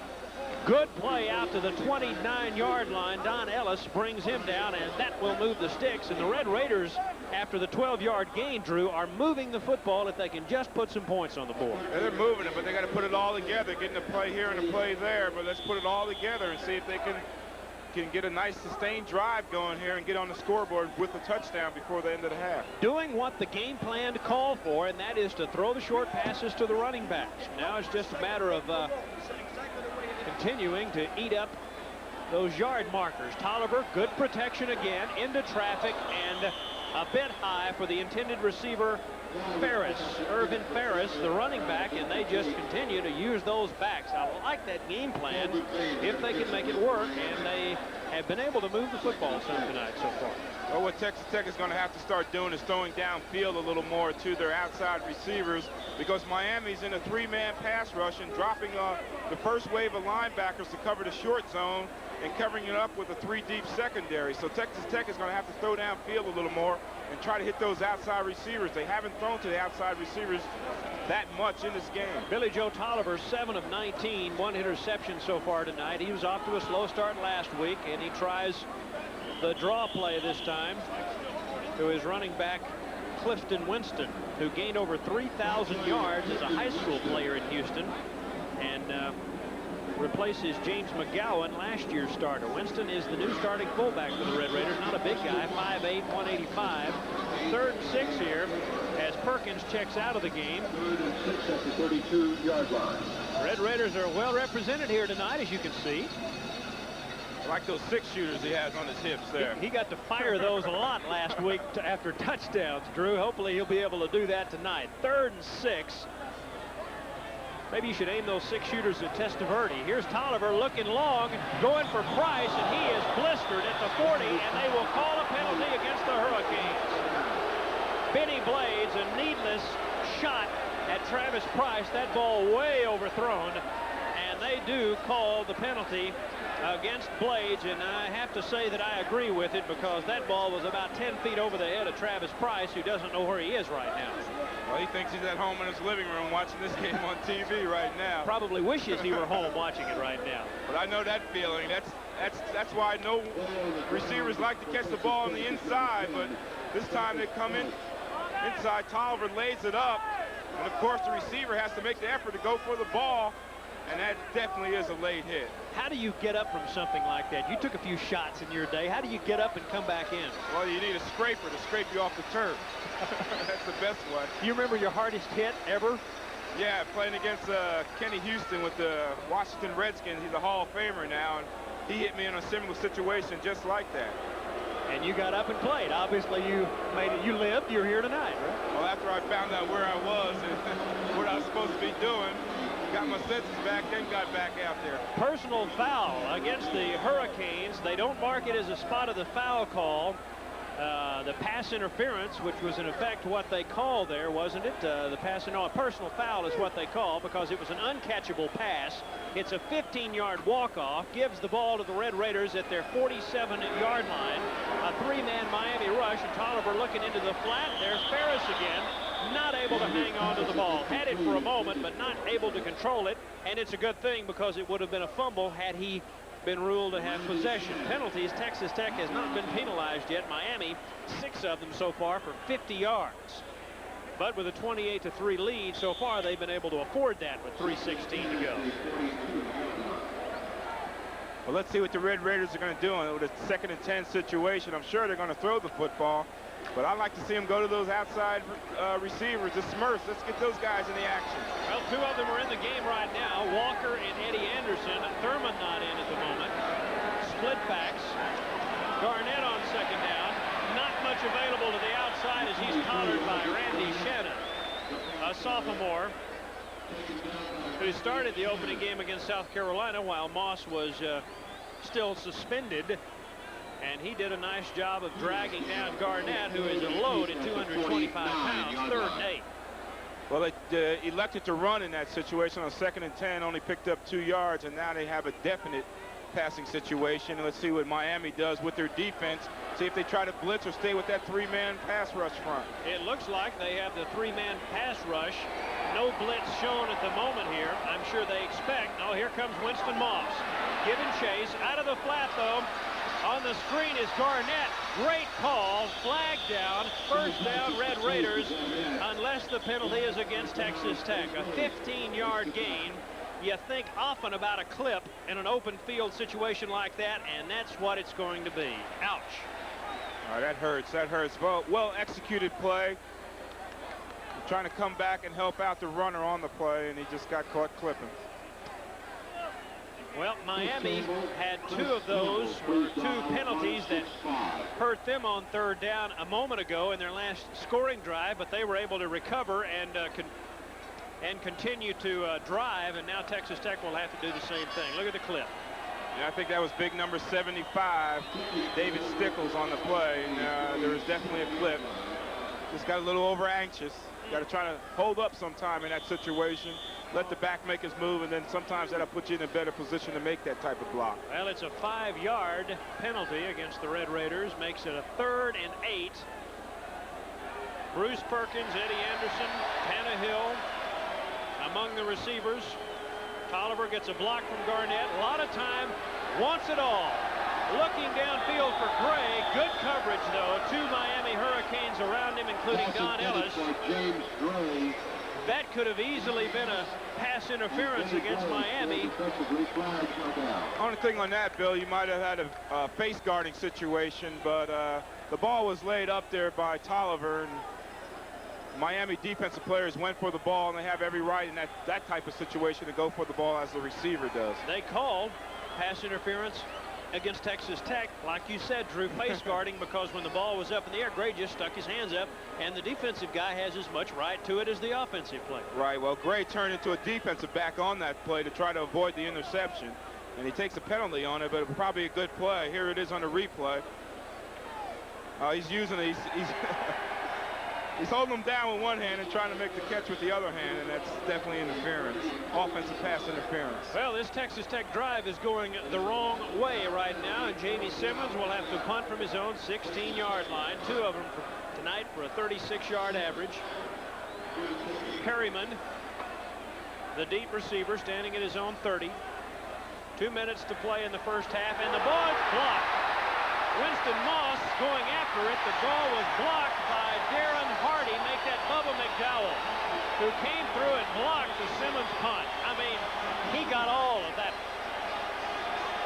Coming from the left side, Bubba McDowell, uncontested, as he comes through to block the punt of Jamie Simmons, and here come the Hurricanes again. Well, they got close the first time. Simmons had the punt, and this time they get in there. Bubba McDowell came in virtually untouched. Breakdown in the blocking of the punt protection team. Well, how about the 14-yard line? This will be a much shorter drive if Miami converts. Testaverde with 3 touchdown passes already. Going for 4. Heavy rush to Kintai, but not quite there. Good coverage on the play by Eric Everett. Nice coverage by Eric Everett on the play. Testaverde kind of just hung that one up there a little bit. I'm sure that receiver, David Kintai, I guess that's how you... Kintai just had to pronounce it. He laid it out there kind of, and Eric Everett just came over top to knock it away. Nice play by Eric Everett. Eric Everett with pass rush coming from Eddie Kittle on the outside. Looks like Kittle's still in there along with Artis Jackson and others. Hastings, the middle linebacker, will get some action here as Melvin Bratton off a draw play. Bratton, playing on an injured ankle, gets the ball inside the 10 to the 7. Hastings collars him by the foot and brings him down at the 8-yard line, it appears. So 3rd down and 4. And guess what? Red Raiders need to stop this drive, trailing 28-3. Irvin to the top of your screen. The split backs are Bratton and Highsmith. Bratton already has 5 touchdown runs this year. That leads the nation. Perryman, the wide receiver, at the bottom of your screen, but Testaverde's greedy. He wants to throw it. Intercepted by Leonard Jones, though, at the 4-yard line. Ball was behind the intended receiver, and Leonard Jones picks it off and brings it back out to the 14, make that the 16-yard line. Well, Bill, that pass was intended for Michael Irvin. He ran a nice corner route. Testaverde's looking at him all the way, and that's what Leonard Jones is reading. He's reading that quarterback. When he lays it up, he just brings it in. Nice interception. 4th career interception for Leonard Jones. A 2-year starter who picked one off last year against Rice and returned it 50 yards for a touchdown. We've got 1:07 left in the half. Let's see what the Red Raiders do to try to get back in this game, see if they throw the ball in this situation deep in Miami's territory. I'll bet they do. Tolliver looking to throw. has time. Tannehill out of the backfield out to the 30, a first down, gain of about 14. He did not get out of bounds. Red Raiders have 2 of their 3 timeouts left. And they will stop the clock long enough to move the sticks. A long way to go for the Red Raiders, but they started off with a 14-yard completion to Tim Tannehill. Got to get those Red Raiders on the line of scrimmage. Should have the play called. Should have been ready to go. Losing valuable time on that clock. 51 and counting. Yeah, and counting. Down to 48. Tolliver under a heavy rush, and he'll be thrown down. Dan Stubbs. Timeout. Call timeout. Unless they want to run the clock out. Now they're going to call timeout. With 39 seconds left, the Red Raiders call timeout, trailing 28-3. Clock winding down toward halftime.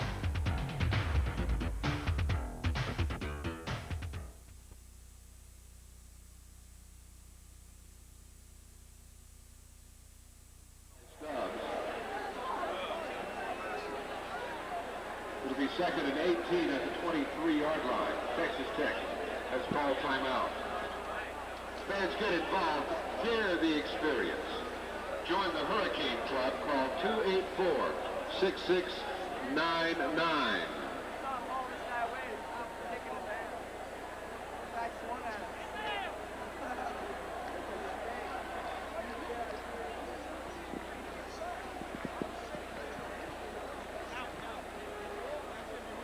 The Hurricanes' next home game is Saturday, September 27th, against the top-ranked Oklahoma Sooners.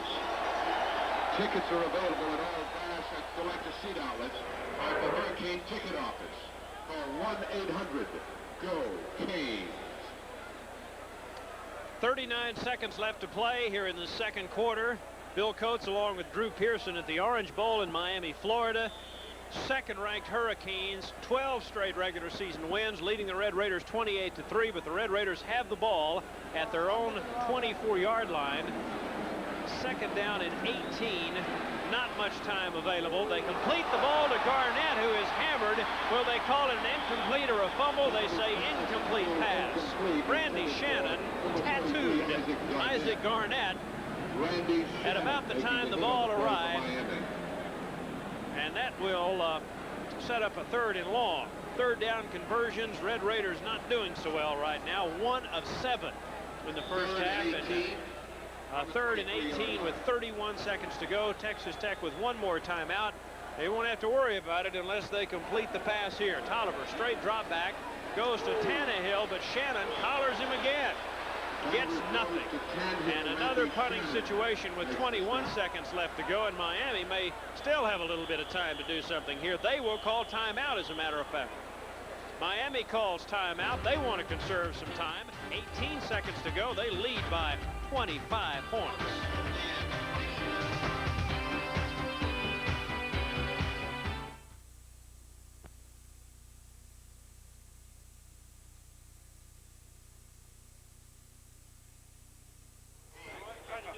Hirsch doing the play-by-play, and Tony Segreto with color commentary.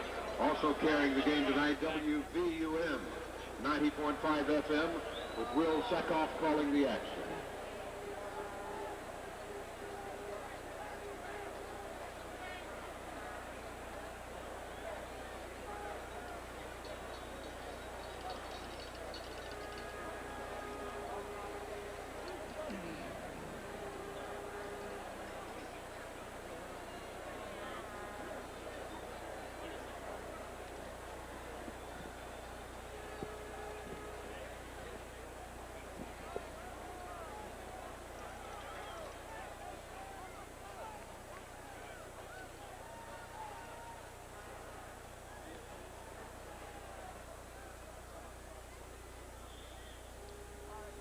Third and a bunch.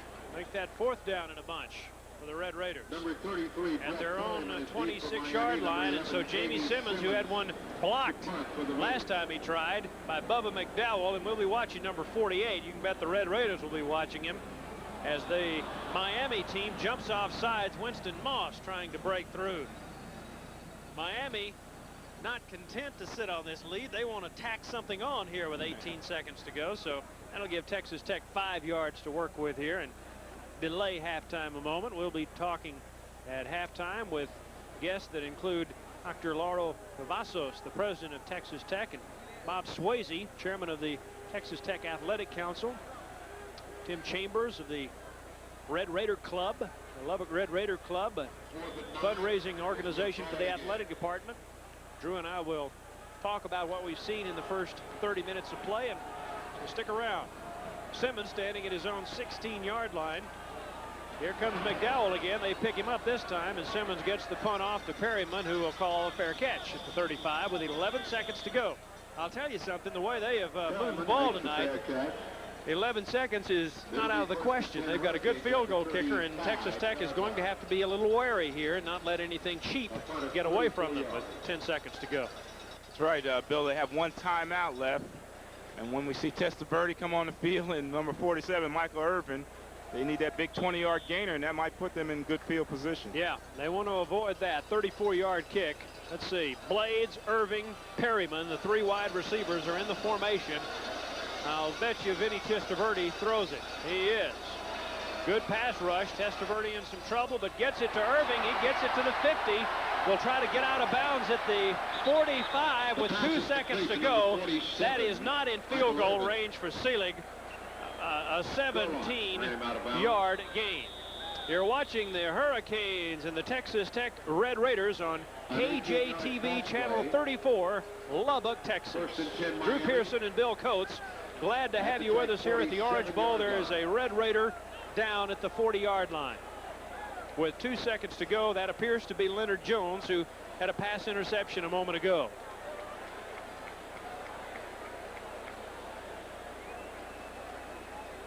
Irvin able to get out of bounds and give Testaverde one more chance to throw up a, dare I use the word, Hail Mary to Drew Pearson. With 2 seconds to go before halftime here at the Orange Bowl. Irvin, 4 catches, 104 yards, and a touchdown so far tonight. 3 touchdown passes from Vinny Testaverde as you look at a concerned David McWilliams, who was very honest about this game coming in tonight. He and his coaching staff were as well. An opportunity for the Red Raiders to learn from an excellent football team, a team that's already where the Red Raiders want to be a couple of years down the road. As Leonard Jones walks off under his own power, and that's certainly good to see. Leonard is a senior from Fort Worth. They're going to try the field goal, a 64-yarder. Here is Mark Selig, who has never kicked one this long that I could find in my pregame preparation. Where's the wind blowing? It'll be well short of the mark, Drew. Wind was at his back, though. 63-yard field goal is short as the half end. And the half has come to an end with his missed 64-yard field goal. So after 30 minutes of play, Drew Pearson and I have witnessed an impressive show from the Miami Hurricanes. They lead 28-3.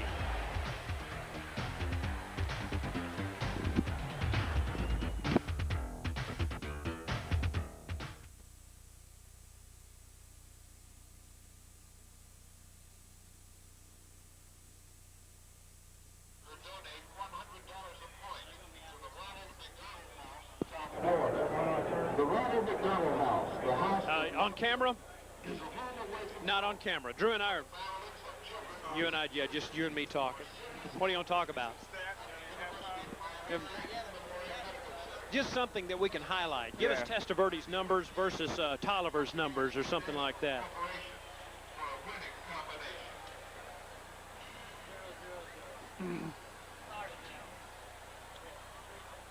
I like to work better, you know, like somebody in between. I can't see a reaction or. Yeah. Well, let's have him the second half do it that way. We can. That's no big deal. You can put your guy over there. He can spot for you. Okay. You know, it's no problem. I think we've had a pretty good first half so far, buddy. So. I think we've done all right. Despite the score.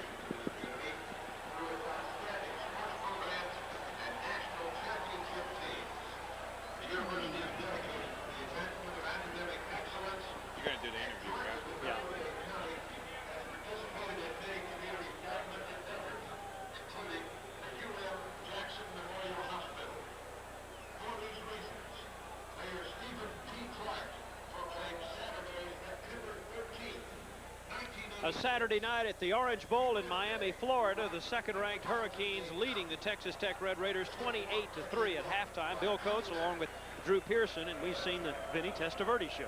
Well, we certainly have, and that's what we didn't want to see this evening. We didn't want Vinny Testaverde to get off to the good start that he did get off to, and he was just awesome in the first half. His first half stats were 14 of 21 for 285 yards, 3 TDs, and about the worst thing he did was throw 2 interceptions. On the other side, for Texas Tech, Billy Joe Tolliver, he was 10 for 25, 108 yards, and 1 interception.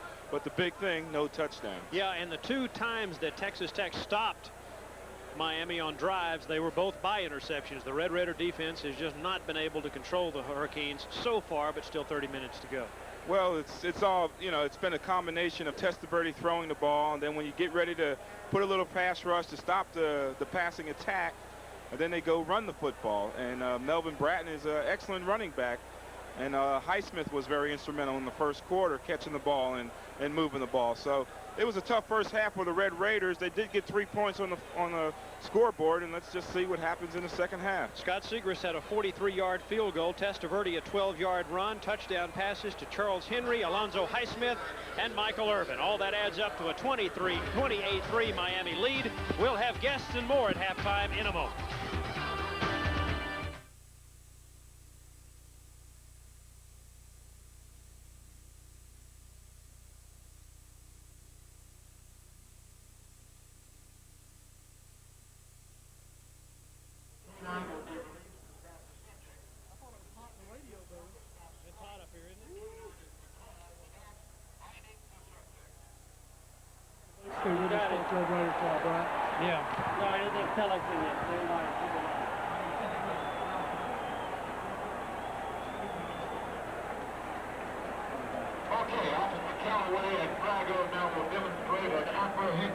Can you hear me? Yeah. Real tight. You gotta get real close. Okay. How's that? Is that better? Okay.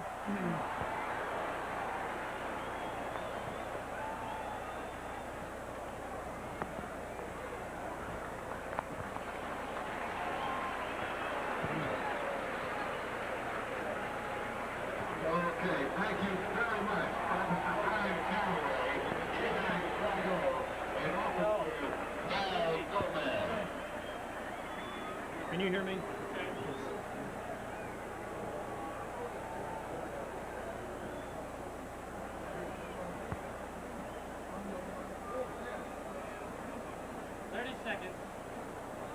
Okay. All right. I'm ready. All right, let's do it. Just wish we were doing better.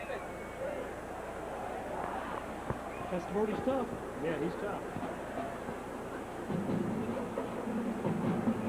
Ladies and gentlemen, for your halftime entertainment, the pride of South Florida, the University of Miami, from the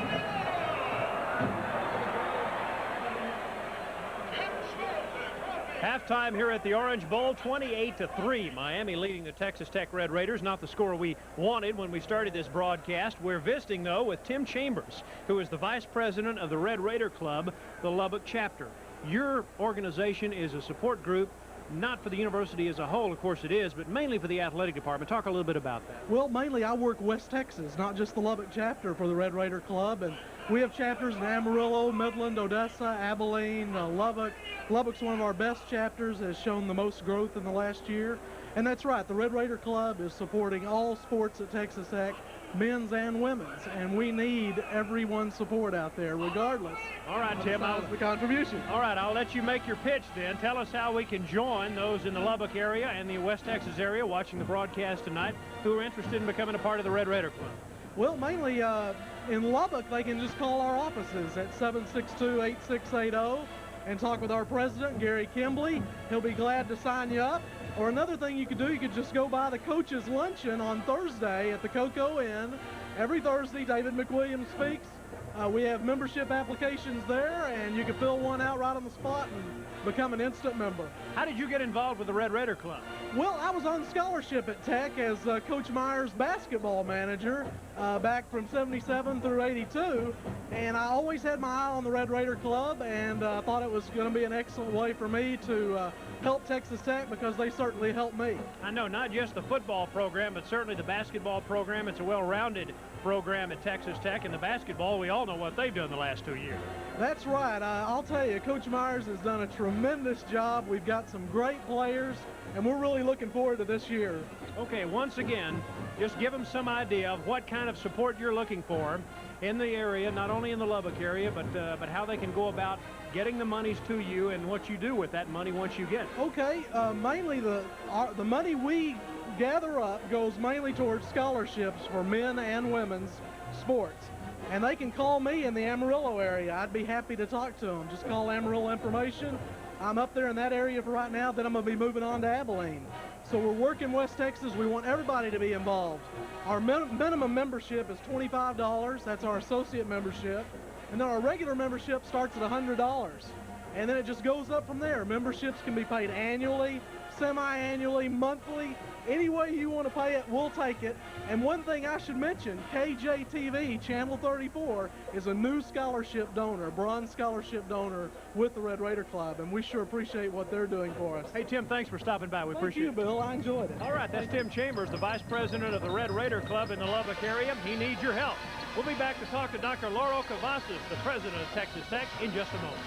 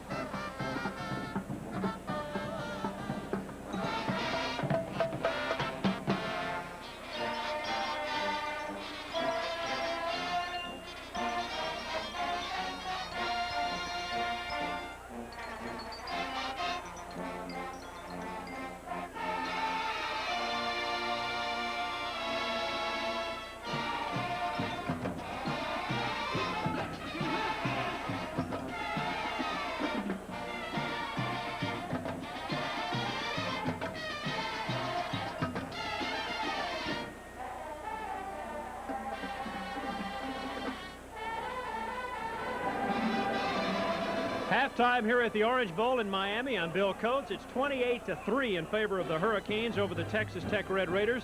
The president of Texas Tech, Dr. Laurel Cavazos, has joined us. Not the first half I know you wanted to see, but I know you're very excited about having David McWilliams on board as coach. We certainly are. I think he's doing a grand job.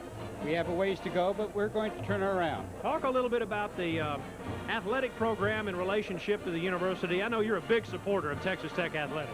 I certainly am, both men and women's. It's very, very important as far as I'm concerned. Oftentimes the general public, it's the first introduction they have to the university.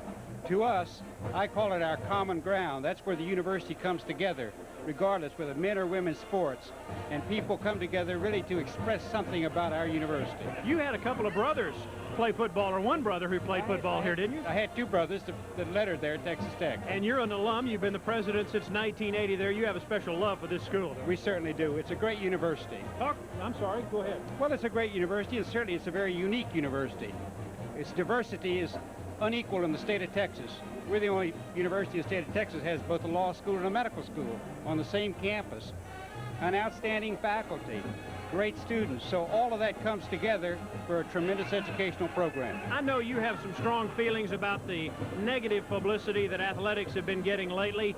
It's not all negative. There are some very positive things going on. It just so happens that the publicity right now has not been all that favorable for athletic departments in general, and you need to turn that around. We need to turn it around, no question about that. It bothers me greatly as I see that what's happening to us nationally and within the whole conference itself, the Southwest Conference. And I think that the president and certainly all of us need to take a strong stance on that and good leadership. I know that T. Jones, our athletic director, is committed to that, as are all of our coaches. And we'll see that turned around nationwide. What will the Southwest Conference have to do as a league to turn around the negative publicity that it's gotten over the last year and a half? Not to get any more negative publicity, very frankly. In other words, if we have problems, let's clean them up and go ahead. Do you see the league working together to do that? Yes, I do. For the first time, the presidents have had a number of meetings already at the Southwest Conference office. We're involved into that part, and I think in due course, it'll shape itself out. Finally, I know you've got some very, well, we need to wrap this up, but I know you've got a lot of young people that you'd like to brag about. I wish we had time to do it. Texas Tech is a well-rounded school. You've done a fine job for the 6 years you've been there, and we appreciate you stopping by. Thank you very much. I appreciate your help. Dr. Laurel Cavazos, who's had a good time here so far since they arrived yesterday from Lubbock, but they need to get some points on the board to get back in this football game. 28-3, Miami leading the Red Raiders. We'll return in a moment.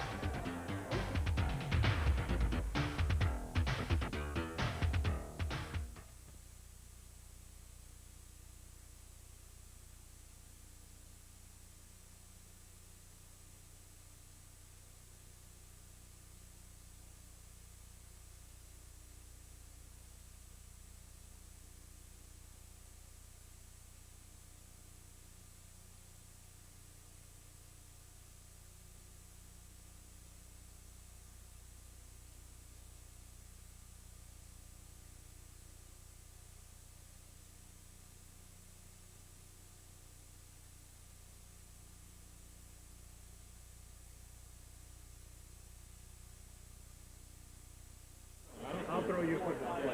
Yes. Okay, you got it.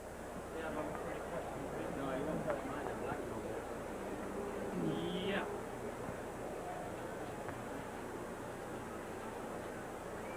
Okay.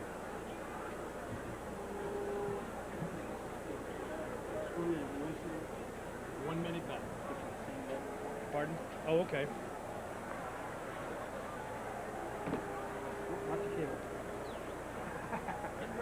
I'm going to shoot. There we go. If this sucker falls, we may have us a blooper on television here. Never mind, too high.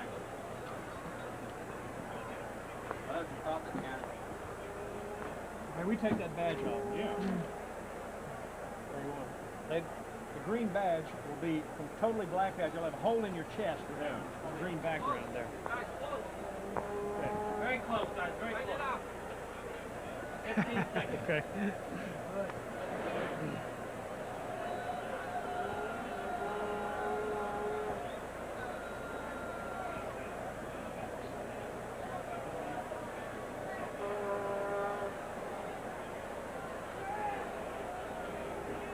One year ago this month, the Red Raiders hired this man as their new athletic director in a wise move, T. Jones, who came from the University of Texas, former quarterback. So I'm going to ask you a football question tonight. You have to be impressed with Testaverde. I mean, he has had a great half. Bill, he's obviously one of the fine passers, certainly in this nation. He's got the touch. He's got a great field of vision about him.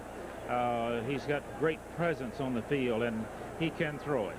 I know we didn't expect this kind of a start in the ball game, but we all are excited about David McWilliams. I've known David for a few years. I worked in Austin at one time, and you've been around him for the last 20 years. Talk a little bit about McWilliams again. Well, we're very pleased to have David. He's the right coach for us. I think he's got a great future ahead of him. Just give him some time, and he'll do it. I know he's probably very frustrated right now because we haven't been rushing him, Testaverde, enough. We're trying to defend, and we're not doing a good job at that. We're in that gray area. We've got to decide whether we're going to all-out defend or go after him because he's too good a passer for this. And so I would think this second half that probably the Raiders are going to go after him a little bit and find out if he can really throw it. I guess McWilliams said earlier this week that Miami is a team that is where the Red Raiders want to be 2 or 3 years from now. I think so. Yeah, I sure do. They've come up. They've earned their spurs, you might say. And I think if they could bring their running game up a little bit with their throwing game, I don't know whether they've even got a punter or not. We haven't had a chance to see that. But obviously they've earned what they've got, and they're a good football team. We've seen enough of the first 2 games of Red Raider offense and good plays to certainly warrant the support of the people in Lubbock for next week's game against New Mexico.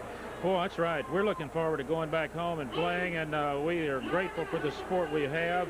We're looking for more of it in Jones Stadium, and we'll be glad to get back home. T, we appreciate you stopping by. Maybe the second half will bode well for the Red Raiders. I think so, and thank you, Billy. Okay, T. Jones, the athletic director at Texas Tech. We have first half highlights and scores and stats coming up in just a moment when we return to the Orange Bowl in Miami.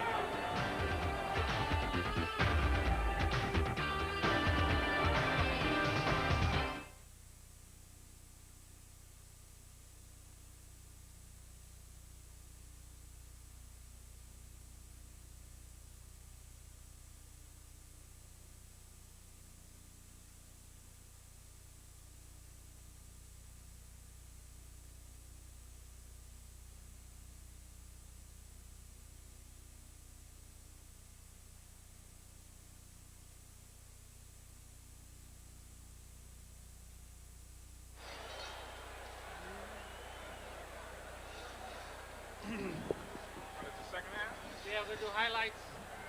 Do we need to take another break? Thanks. Okay, we can do highlights up until kickoff, right? All right. Drew, here's the highlight package.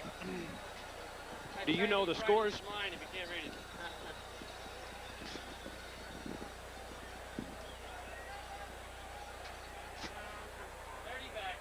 Do you know the scores? Testaverde to Charles Henry. I'll toss the highlight plays to you. We'll just bounce them back and forth.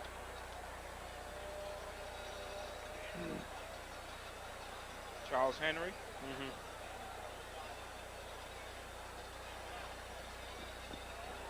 Okay.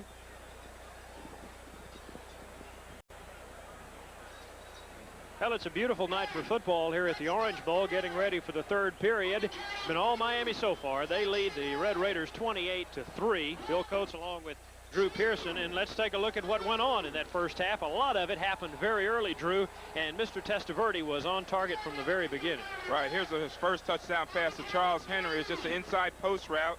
Nice route by Henry, and Testaverde just laid it in there. And there's Alonzo Highsmith, and watch this straight arm there, and he'll take it down the sideline.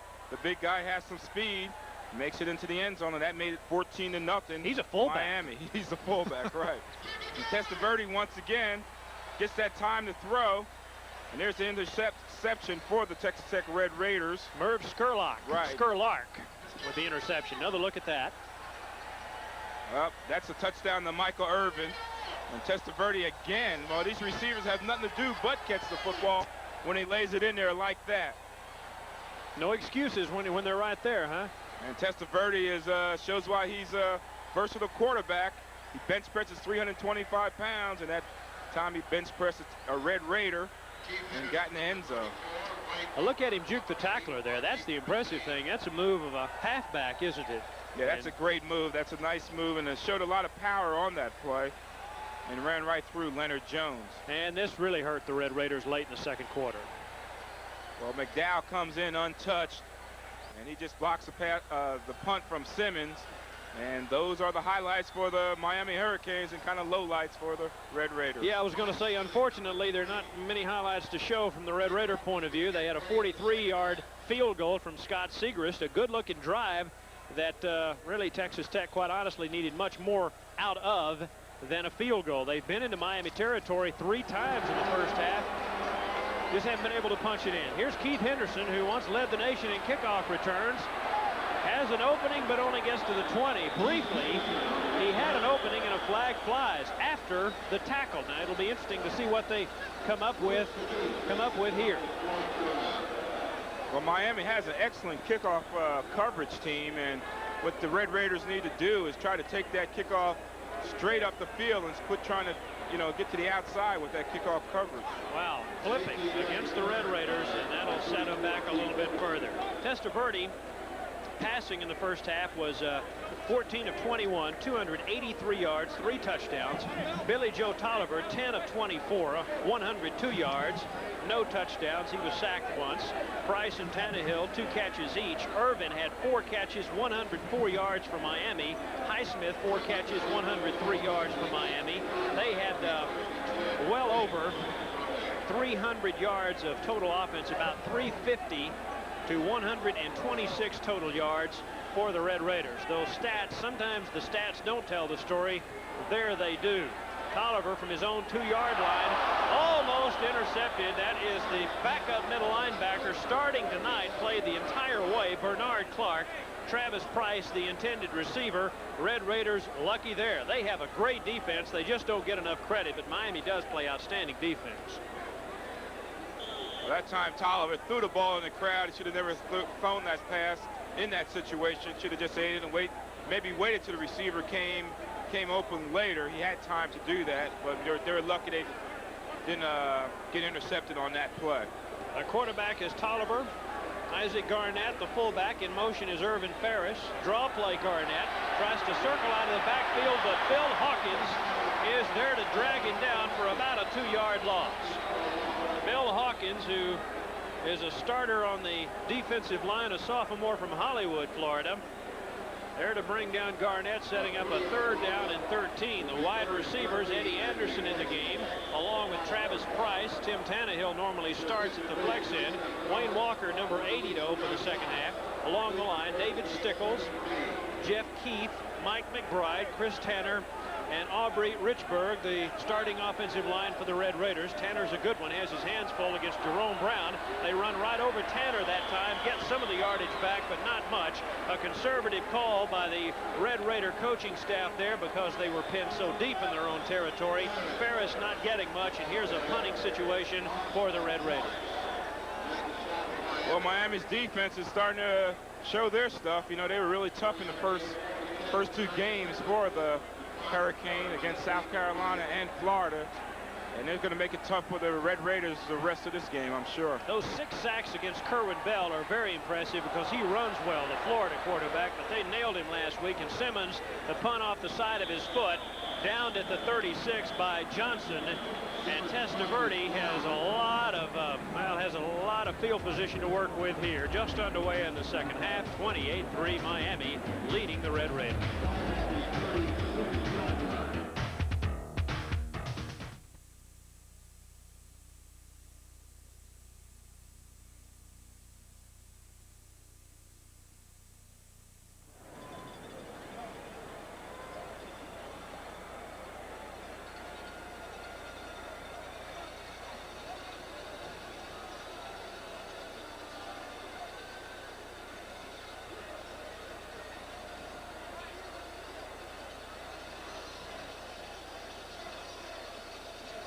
Hurricane fans, get involved.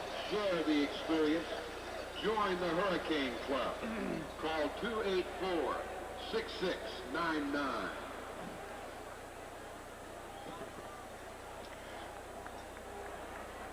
Scores from games going on tonight around the country in the second period. All right, don't let it happen again. 14, LSU 7. Doing a good job down there. It is Baylor 21, Louisiana Tech 0. Maryland 21, Vanderbilt 10. That is the third. Phil Coates period along with Drew score. Pearson reminding you that you can see this game replayed in full tomorrow night here on KJTV Channel 34 starting at 7 o'clock. We had to preempt the first 35 minutes of tonight's game because of contractual obligations with the College Football Association, but we'll replay it in its entirety beginning at 7 tomorrow evening. Testaverde still the quarterback. Under pressure by Boysaw, tries the screen, and Oliver not able to hang on to it. Johnson there close. He allowed the Red Raider rush to get close, but Boysaw got a little too close. He ran him back about 25 yards there. That time we wish Oliver would have caught that one because they would have had him for a loss. Yeah, that's right. He would have had about a 5-yard loss on that play. That's not the way the screen pass is designed. Good work by the Red Raider defense there.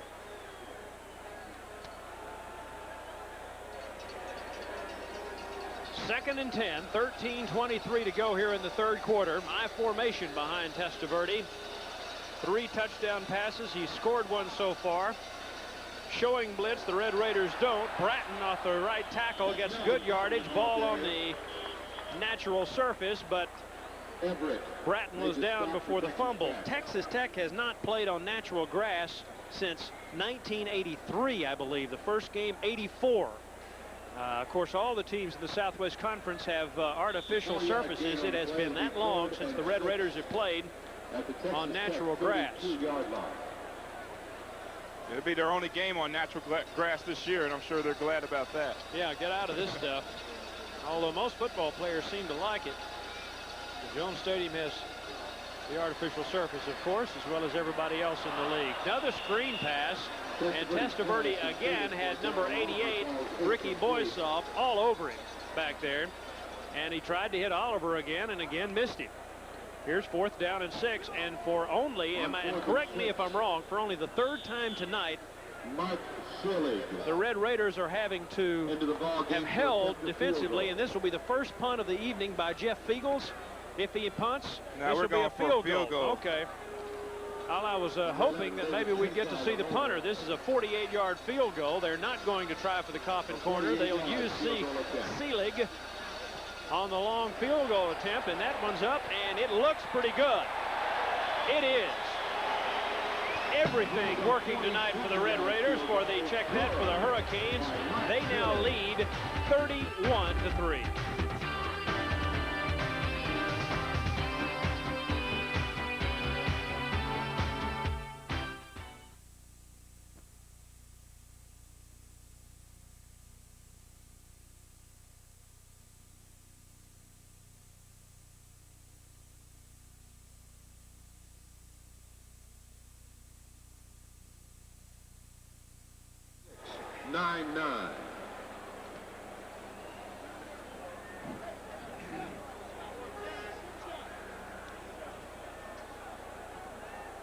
Look at some women. That's right. Time for cutaways, guys. Find pretty girls. No, I'm just kidding. Time to get girl cutaways. Cutaway time. Yeah.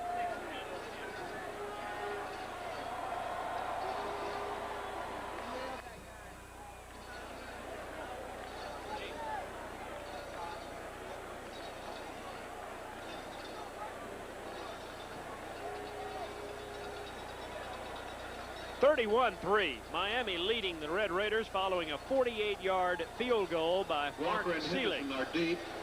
Again, not much has failed tonight for the second-ranked Hurricanes. Again, the kicker. Hello, Lubbock. KJTV Channel 34.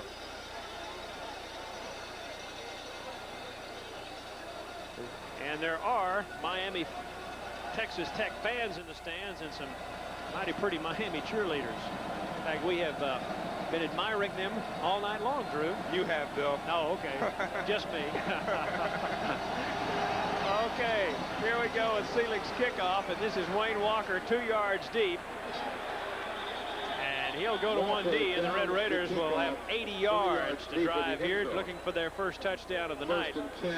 Pretty good kick by Seelig, considering he did that from his own 35-yard line. The rule change this year in college football says you do like the NFL. You kick it from your own 35. They're trying to bring the return back into college football. Remember, 2 years ago, they had a rule that said if you kicked it out of the end zone on the fly, the ball came to the 30. They didn't like that, so they're trying this now. And that should work to Tech's advantage this year, as we said a little earlier, because of their fine return people. Here's Monty McGuire, new quarterback in the ball game. Monty McGuire, the senior, great arm. He'll go to work immediately. Almost picked off by Ellis, looking for Bruce Perkins. Don Ellis, a sophomore from Fort Myers, defending on Bruce Perkins, a junior from Lubbock Coronado. Monty McGuire, a senior from Monahans. Pure drop back passer who really made an impression, Drew, in the spring. Well, he was 5 for 14 against Kansas State last week for 79 yards, and they're just trying to get something going. It's just kind of like a relief pitcher coming in to spell Tolliver here. Yeah, no reason to let Billy Joe get too down on himself tonight. This is a very good football team, so let somebody else have a chance. And here's Hawkins, who is playing, believe it or not, for the second week in a row. Last week in particular against Florida, he was suffering dehydration as a result of flu he'd been battling all week, and he still hasn't gotten over it, they tell us, but he looks pretty good to me. And that's the second sack of the night. They sacked Tolliver once in the first half, and they get to Monty McGuire here. 3rd and 17. 3rd and 16 at the 14-yard line. Under 12 and counting. Red Raiders need a big play, Bill. And get Tyrone going. Thurman, yeah, and our buddy Tyrone Thurman hasn't gotten his hands on the ball tonight. Let's get it to the Papa Smurf. All right, let's see. He's looking that way, looks him off, though, and now wants to throw to the other side of the field. He's nailed again. This time it's Derwin Jones. Hawkins also in there on 3rd and long. Not even close. And here's another punting situation. And Jamie Simmons starting to get a workout. Well, that time the Hurricane defense rolled up on the wide receivers on the outside, and when they slow those guys up, McGuire doesn't get the time to throw in that pocket because they're of the Hurricane pass rush. They blocked a punt earlier, not here. Ball will bounce at the 50 and will get a decent roll for Simmons, and Perryman hit immediately by Eric Everett. And they get to the 49-yard line before the Red Raiders drive him out of bounds. 11:28 here to go in the 3rd quarter. 31-3. It was 28 at halftime, but a field goal a moment ago by Seelig has made it 31-3 in favor of the Hurricanes, who 2 weeks from today host #1 Oklahoma here. There was some concern, at least among the press here locally. They were asking Jimmy Johnson that question earlier this week. Would the Hurricanes overlook Texas Tech with Oklahoma coming up? He said maybe until we looked at the Texas Tech films. They were very impressed with the Red Raiders, and obviously Miami has not overlooked Texas Tech tonight. They have played very well. They respected the Red Raiders coming in as Melvin Bratton make that Alonzo Highsmith off left tackle, taken down by Leonard Jones. 2nd and 7 as he gains 3. So they really haven't overlooked the Red Raiders at all. It's not a matter of Tech playing that badly. I think Miami has just played a great game so far tonight. Well, they're fired up coming home. The first 2 games of the '86 season have been on the road, and this is their first opportunity to play in front of their home fans, being the #2 team in the nation. You know, they're showing why they are just that. 2nd and 7. Here's Testaverde again on the rollout. He's very good at that. Has his man Henry, who stays on his feet somehow.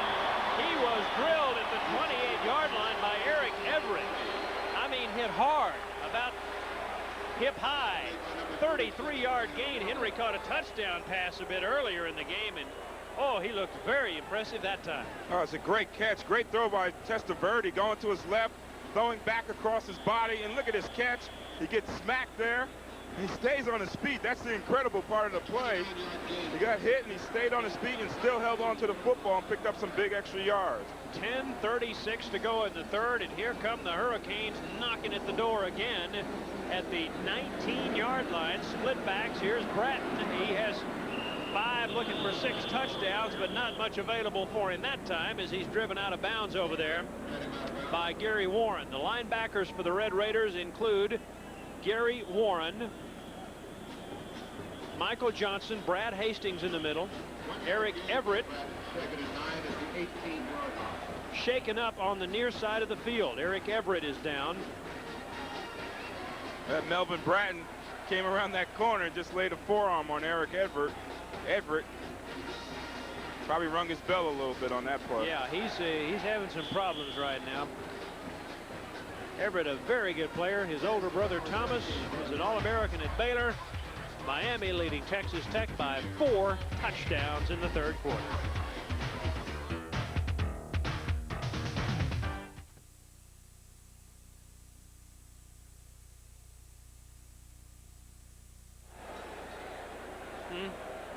Other scores of night games around the country in the 4th period now. Pitt 14. All of them. 3. All of them. Can you get all of them? Tulsa 20. Oklahoma State 10. In the 1st period, Stanford Hey, yeah. Hey, can I give Yeah, scores? I missed that. I haven't seen it yet. Hey, may I do some scores? Okay. That's okay. The reason I was a little bit leery because this game is going to be replayed tomorrow night, but hey, the main thing is the live aspect of it, so I'm going to give some scores. Kelly Robinson and I were talking about that. Okay.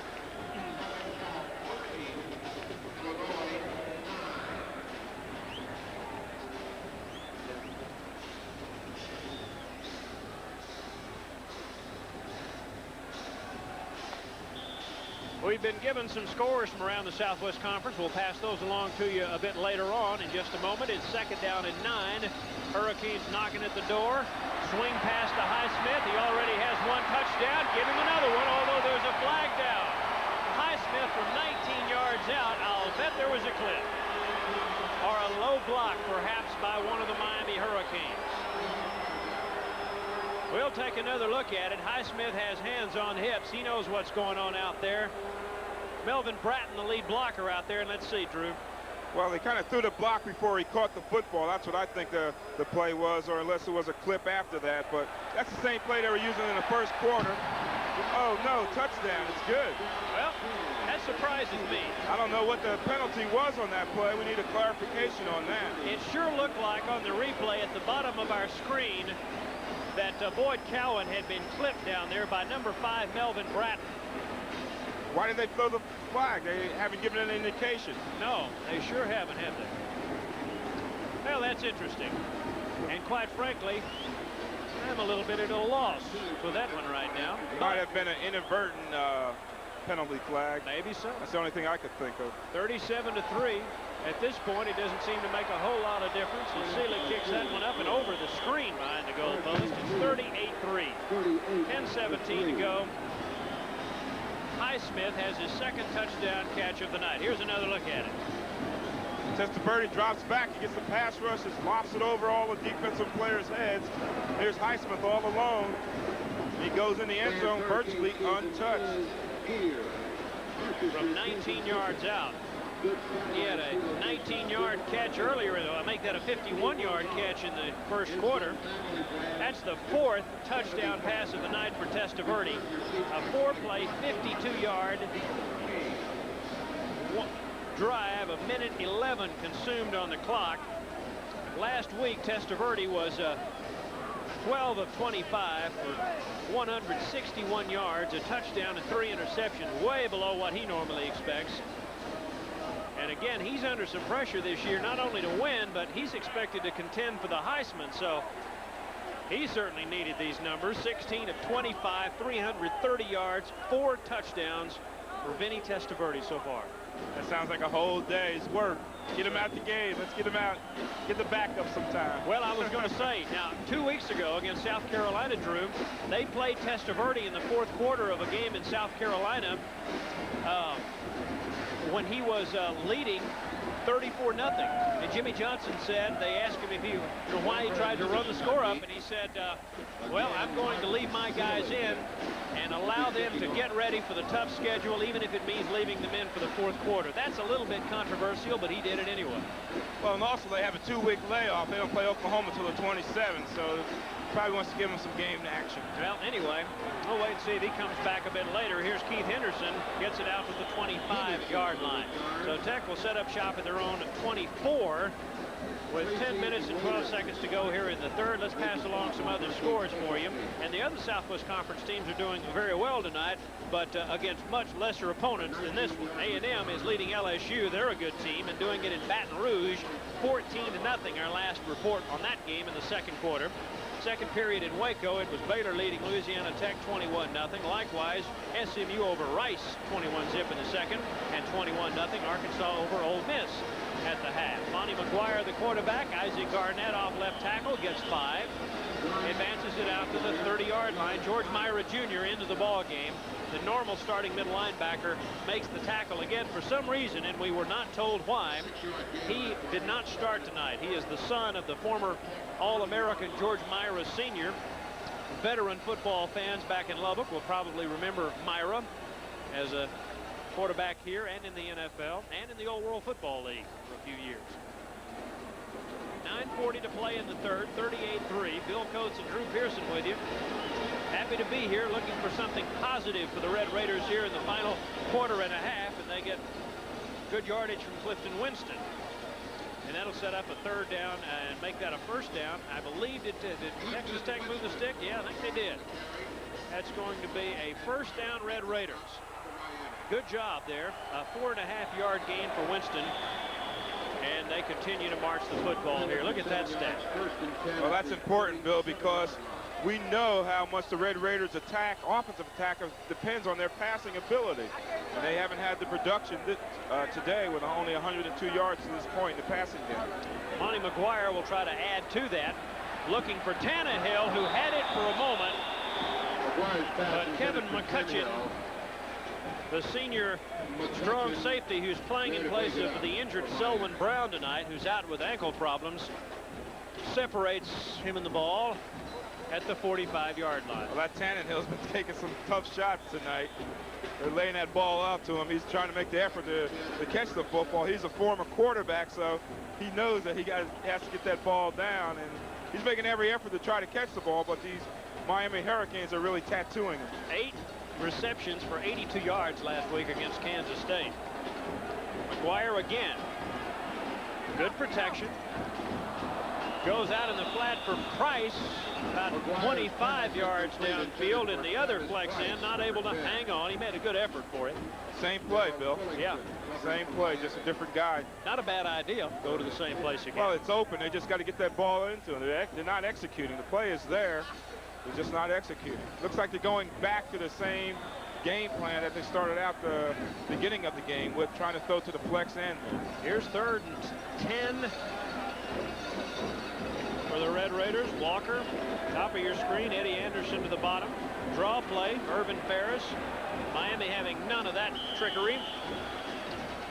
And it's 4th down in a bunch, and here come the Red Raider punting team. Punter Jamie Simmons back into the ball game.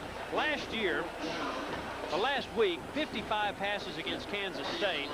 Last year, the Red Raiders were into their 5th game before they had thrown 55 passes. That gives you some idea of how drastically their offense has changed, and it will honestly take a little while for things to get, for the kinks to get worked out. Fortunately, this one doesn't count in the conference standings. And here's another punt block from Bubba McDowell. Same guy, picked up by McCutcheon, and he may go all the way. You can advance a block punt, and McCutcheon will take it in for the touchdown. As long as the ball lands behind the line of scrimmage, you can advance a block punt. Kevin McCutcheon brings it all the way for the touchdown after Bubba McDowell blocks his 2nd punt of the night, and it's now 44-3. The Red Raiders did not make an adjustment at halftime in their punt protection team, and Bubba McDowell once again comes in untouched. And you can't blame that on the punter, Simmons, man. He just does not have time to kick that football. And there's Kevin McCutcheon going in the end zone unmolested. Yeah, unmolested. Only man to beat was Simmons, and McCutcheon even had a blocker out in front of him. It was almost like they planned, they practiced that particular play. The man that gave the key block was McDowell, who blocked the punt. He's probably screaming lateral the ball to me. I want to score. Well, they missed the extra point. 44-3. The score, middle of the 3rd quarter.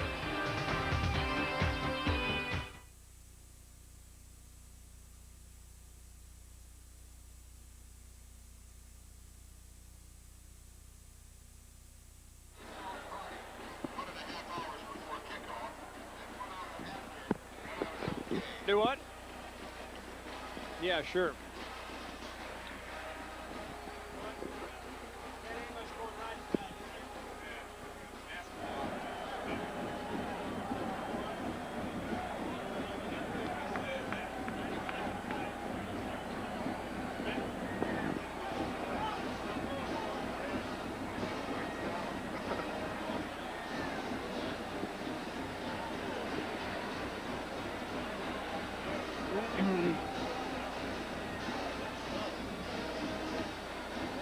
Keith Henderson, number 34.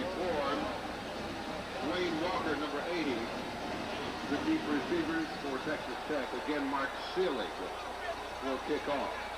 Everything that could have happened bad has happened tonight for the Red Raiders. Miami has now scored on a block punt.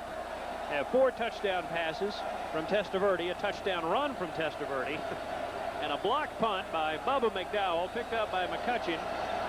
Extra point missed. That's about the only thing that's gone wrong for Miami tonight. 44-3.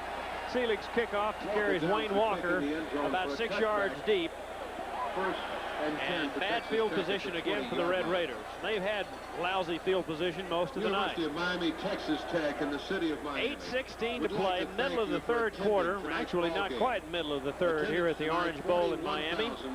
925. But better days ahead for the Red Raiders. This is only the second game of the season. Next Saturday night, they have New Mexico in town.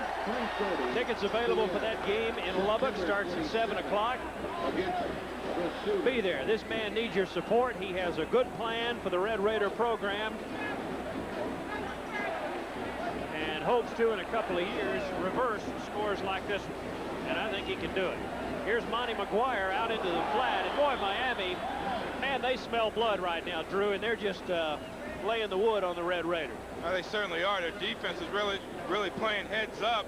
Again, they're only rushing 3 guys, and everybody else has dropped back in the secondary. They know the Red Raiders have to throw the football, and there's just no room. Even if they do make the catch, there's no room to advance the ball after they make the catch. I do like Irvin Ferris, 5'11", 220 pounds, out of Fort Worth's Trimble Tech High School. He hung in there that time, and even though he took that shot from Darrell Fullington, he hung on to the ball. 2nd down and 5. Man in motion is Ferris, who has been busy tonight. And the fumble in the backfield, that is Garnett. Miami falls on it. They have it again. Isaac Garnett, I believe, was the ball carrier. Check that, Clifton Winston. And he was nailed by Winston Moss. Well, Bill, you know the name of the game is field position, and the Red Raiders haven't had field position all evening, and that's all Miami's has had, and it's because of turnovers like that, either the fumbles or the interceptions, that have made the difference to this point as far as the field position is concerned. That's Evan Ferris on the fumble right there, and the Miami Hurricanes are all over that ball. Okay. Well, is it still Testaverde? Yep. He's trying to pad his stats now. 4 touchdown passes already, and it's the 25-yard line. The Red Raiders a little bit mad right now, a little bit frustrated. Their pride hurt, and they sacked Melvin Bratton for a 7-yard loss.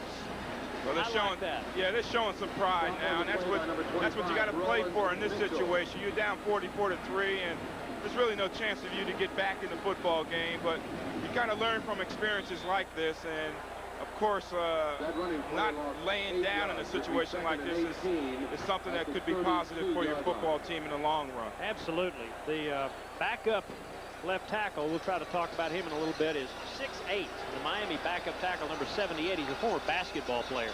Testaverde looking to throw on 2nd down, has Perryman at the 25-yard line. Nope, incomplete. Ball hit the ground.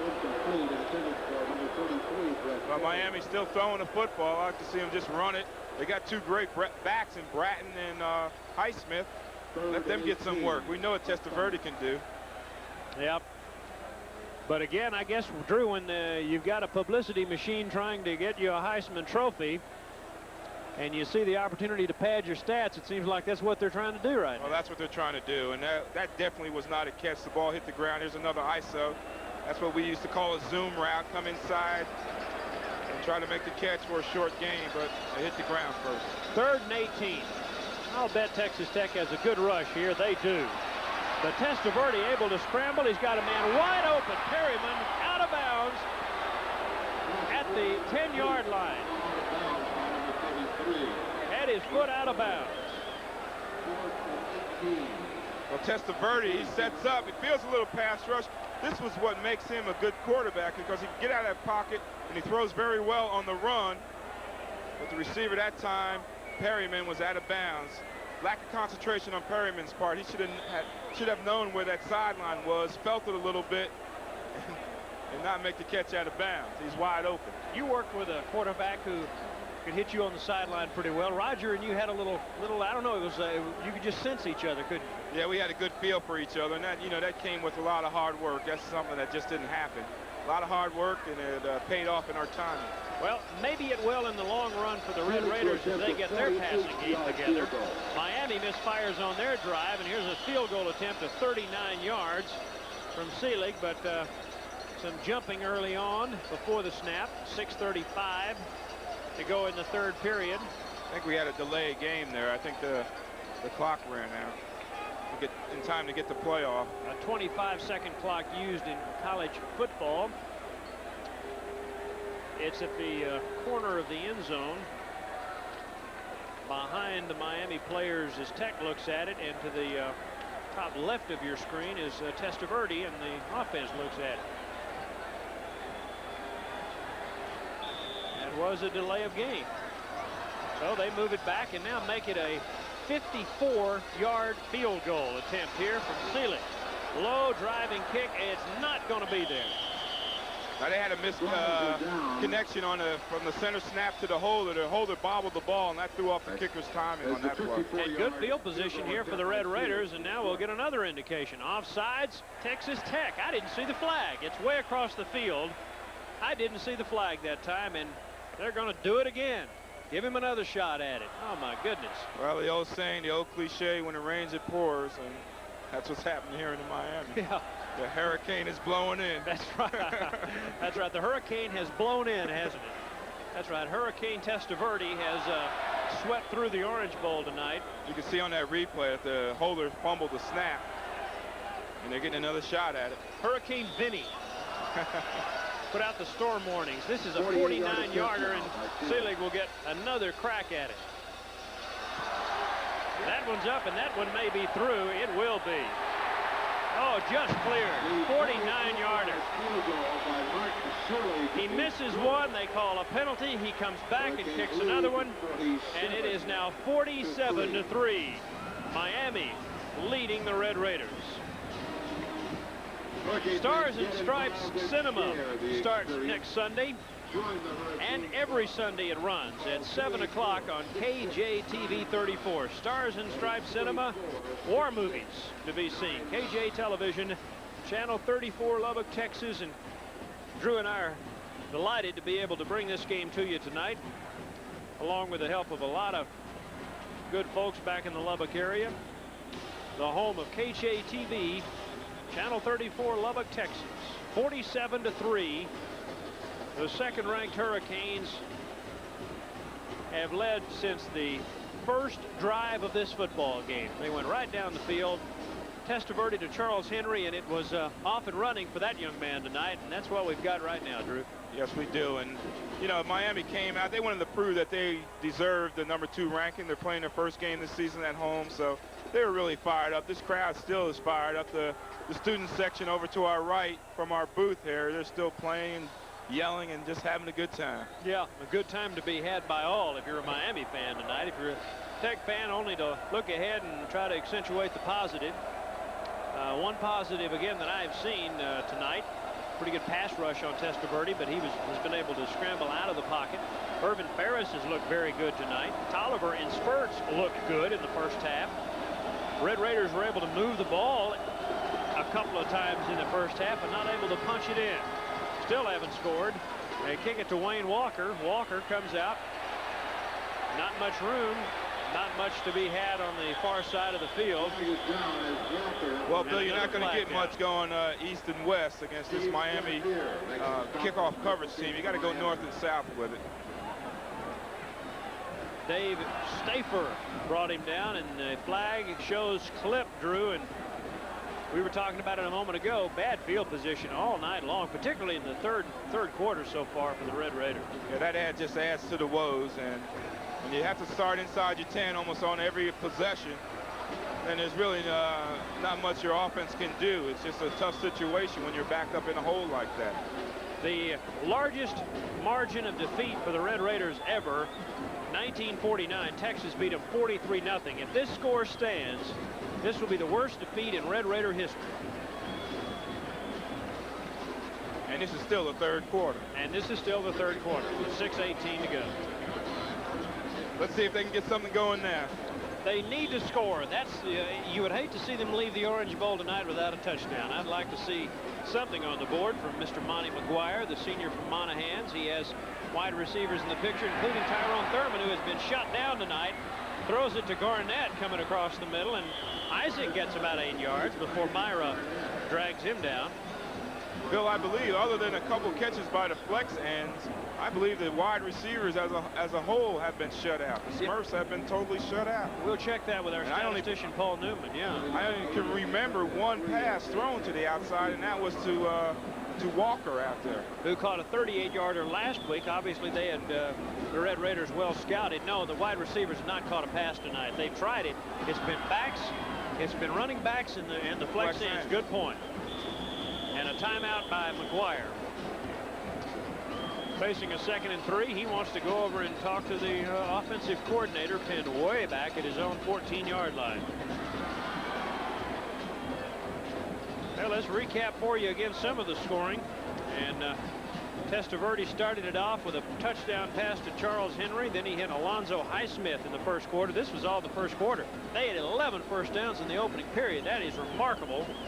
Alonzo Highsmith has 2 touchdown catches. Michael Irvin has 1. Testaverde ran for 1. Mark Seelig, a 48-yard field goal. A pair of, well, let's see, he had a 48-yard field goal in the second half. He's had a pair of 40-plus field goals so far. Be sure to be watching Monday at 5 when the Beverly Hillbillies move to their new time period, followed by Alice at 5:30. Too Close for Comfort at 6, and Give Me a Break at 6:30. Right here on KJTV, Channel 34. 2nd down and 3 following the timeout. Tech still has 2 to go here in the second half. Winding down the 3rd period. Long count by McGuire. This is Garnett again. And this is Garnett getting driven to the ground by Myra and his buddies.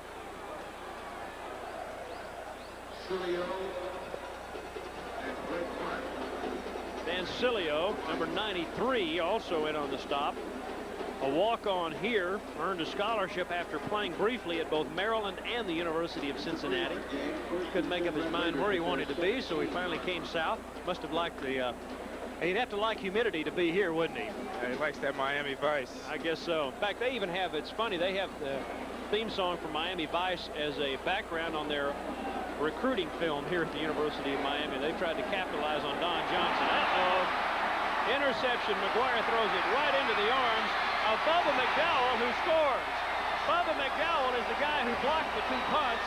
He didn't get to score on either one of them, but he intercepts the pass here and returns it for a touchdown. Well, Bubba McDowell's playing a heck of a football game. The receiver that time fell down. He was bumped on the play. I think it was Tannenhill. Miami Hurricane defender bumped him on the play. He fell down, and that just flipped the ball out there for anybody to grab, and McDowell said, hey, I'm going to take it. And watch this dive in the end zone. Give him a 9-8 on that dive. A la Herschel Walker Monday night against the Giants. And there's this Smurf Thurman. He's just taking the receivers to the outside. Look at that chuck by McDowell on Thurman. McDowell just takes it in. A la Herschel Walker. That's right. That looked like Herschel on Monday against the Giants. And this looks like a rout. 54-3. 4:56 to play in the 3rd quarter.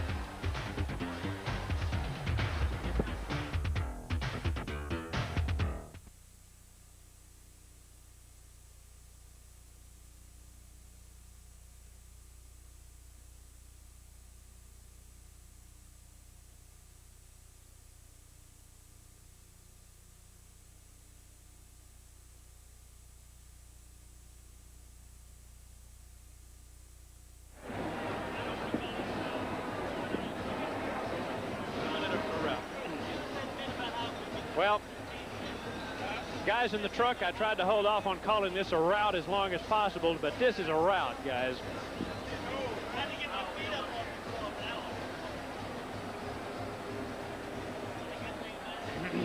Why don't we quit here at the end of the 3rd? How about that? Thurman and Walker are deep. Yeah.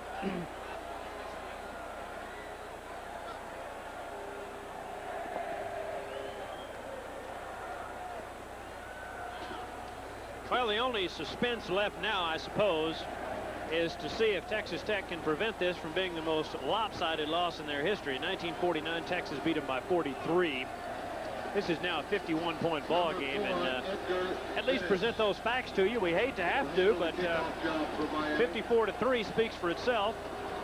Have to take your hat off to Miami. They look very impressive tonight. And it's back to the drawing board next week for David McWilliams, although I'm sure he'll be able to get this turned around and put the Red Raiders back on track. This one lands to Wayne Walker, about the 1-yard line. Not much available, and oh, they take him up in the air and drill him at the 22. Well, that's about the best field position they've had in about the last 5 possessions. Made the stop on special teams for Miami. Indeed. And Miami does hit. They will hit you in every phase of their game. 22-yard return. 54-3 still in the third. 4 minutes and 50 seconds left to play. And a lot of substitutes in the ball game now for the Miami Hurricanes. We will give you some of them, and some of them we will ignore and concentrate on the Red Raiders and some of the new personnel that maybe you'll see. Monty McGuire throwing, and he finally has a wide receiver. That's Eddie Anderson. First pass of the night to a wide receiver. First completion of the night. Anderson had 7 catches last week. That's his 8th of the season. Drew? Well, Anderson lined up inside. That's where they've been lining the flex end up on this particular pass route. It's the same route they've been running all night, trying to take advantage of that cover 2 zone where the cornerback rolls up, the safety covers deep, and that time it worked for him. Basil Proctor into the defensive backfield for Miami there to make the stop. Another first down. This is McGuire. Dropping this time. Out into the flat to his freshman tight end, Kevin Sprinkles. They really like Kevin Sprinkles. He has a first down. The Red Raiders will move the sticks again. This Sprinkles is 6'5", 220 pounds. He is a true freshman, only 2 of them playing. He's from Troy, Texas. Jamie Simmons, the punter, is the only other true freshman playing, and that's a pretty big target, Drew. Oh, yes, it is. And that time they took the wide receiver, ran him deep, and had the tight end. And that, in a passing attack, it's either the tight end or the flex end in that position. That time it was a tight end. He took it for an out route for the gain in the first down. John Mize really likes Kevin Sprinkles as the tight end of the future here at Texas Tech. Maybe the tight end of the present. He started tonight. Ferris on first down. Nothing available to him that time. Again, Myra and others there to bring him down. Don Ellis checking into the ball game. Victor Morris, we've called his number already once tonight, also in on the stop. Doug McFadden into the backfield along with Darrell Fullington and Basil Proctor, the 4 deep men. Randy Shannon, a linebacker. Bubba McDowell, that man, is playing an outside backer position. McGuire with 1 back. Heavy rush. Derwin Jones misses him. Being flushed out of the pocket here by a Miami Hurricane, and Monty McGuire showing a little scrambling ability. He's not known for that. He's very close to the first down. Should have it, a 10-yard gain. Greg Mark providing part of the pass rush there, Drew, but McGuire looking like Testaverde there. Well, he got out of there. There was no chance to even look downfield to throw the football. The pass rush was coming so quickly, and he just put it under his arm and took off with it. And it's the first time in a long time, at least in this half, that they've been in Miami's territory. Good point. Ball at the 34-yard line. Wayne Walker, Eddie Anderson, McCutcheon, this freshman, is to make that Sprinkles. The freshman is the flex end here. And this is Clifton Winston, the fullback, pounding on the left side. And Miami tough to run on. Very tough to run on. Tech has had some success on the ground tonight. We'll get the Tech rushing totals for you in just a moment, but at least more success than Florida and South Carolina had in their opening 2 games. South Carolina 39 yards rushing, and Florida only 59 yards rushing last week. Again, to put it in perspective how tough this Miami defense is, Florida is a top 20 team, and that's the only yardage they could get on the ground last week out of this Miami defense. Here they come on the blitz. Monty McGuire gets rid of it, but they were bringing people that time. James Gray, the intended receiver out there, 72 yards on the ground. Not much better, but they do have a little bit more rushing yardage. 72 yards on the ground so far tonight. Let's see, who was Gary Mahon, a defensive tackle, was coming in, and he's the guy that belted McGuire when he released the football. Here's a 3rd and 9 with 2 minutes and 11 seconds, and the clock stopped right now. Well, let's see if they can go downfield and throw to these outside guys. When they did one time. It worked. Let's see if they can go back. Travis Price is the flex end here. Eddie Anderson, Wayne Walker, James Gray in the formation, and a sack, another one. Oh. Greg Mark, number 94 in there, along with Derwin Jones. Oh, boy. Look out. 4th and a bunch. Yeah, it's a tough situation. What are they going to do? They'll probably have to go for it. Yeah, that's out of Segrist's range. Well, I won't say that. He did kick a 62-yarder, but the wind's blowing in his face here, so I doubt that David McWilliams will be satisfied with a field goal try here. No, he won't. No, number 9, Scott Segrist in this situation. They're going to go for it. Sprinkles the flex in. McGuire calling the signals. 4 down linemen, and you can bet Miami will be back in its ears for a pass rush here. McGuire wants it all over the middle to Anderson and has him. At the 15, still on his feet. Eddie Anderson, tough to bring down. He has 2 catches on this drive, and the ball at the 12, a 23-yard gain. Well, they had Anderson early on the play, but McGuire didn't have the time to throw. This time he gets the time and he hits Anderson. He just runs the in route. Nice move to the break to the outside, fake outside, break to the inside. And watch this little guy try to stay on his feet and try to get himself in the end zone. Monty McGuire, after having that pass picked off on the last drive in return for a touchdown, has shown some nice poise here to lead the Red Raiders back down the field. They have it at the 12. 2 running backs in the pattern here. Travis Price, Wayne Walker also in there. Give us to Gray. And the redshirt freshman from Fort Worth is tripped up by Victor Morris, trying to go to the outside. May have lost a half yard. Well, Bill, when you run that type of play without a tight end in there to help with your blocking scheme, it's very tough to get outside. 39 seconds. The clock thankfully winding down. The 3rd quarter here in Miami. Third what? Yeah, I was going to say, I bet, well, the Red Raiders want to have a 4th quarter, I think. They have something to prove, I think, in the 4th quarter. They'd like to get a couple of touchdowns, and so they would happily take these final 15 minutes. And here's a nice pass to Sprinkles. Look at him drive for the touchdown. Right, great play by Sprinkles. Miami Hurricanes thrown all over the field that time, and a star is being born at Texas Tech. Kevin Sprinkles, only a freshman. Remember that name. He played last week. As we isolate Kevin Sprinkles out of the backfield, broke 2 tackles. That was a nice play. They've been running this play all day, either with the flex end or the tight end. This time it's with the tight end. Here we are from behind the quarterback. Nice pass by McGuire to give it to Sprinkles so he has a chance to turn it upfield. And it's all Sprinkles from that point. He just bowls his way into the end zone. And they'll go for 2 here. Red Raiders will have it at the 3-yard line of Miami, as is standard for 3-point conversions, and they'll try to tack on 2 here. McGuire will loft it up for Wayne Walker. Well, not a touchdown, but a 2-point conversion. So McGuire throws the touchdown pass to Sprinkles and the 2-point conversion to Wayne Walker. And with 8 seconds to play here in the 3rd, it's now 54-11.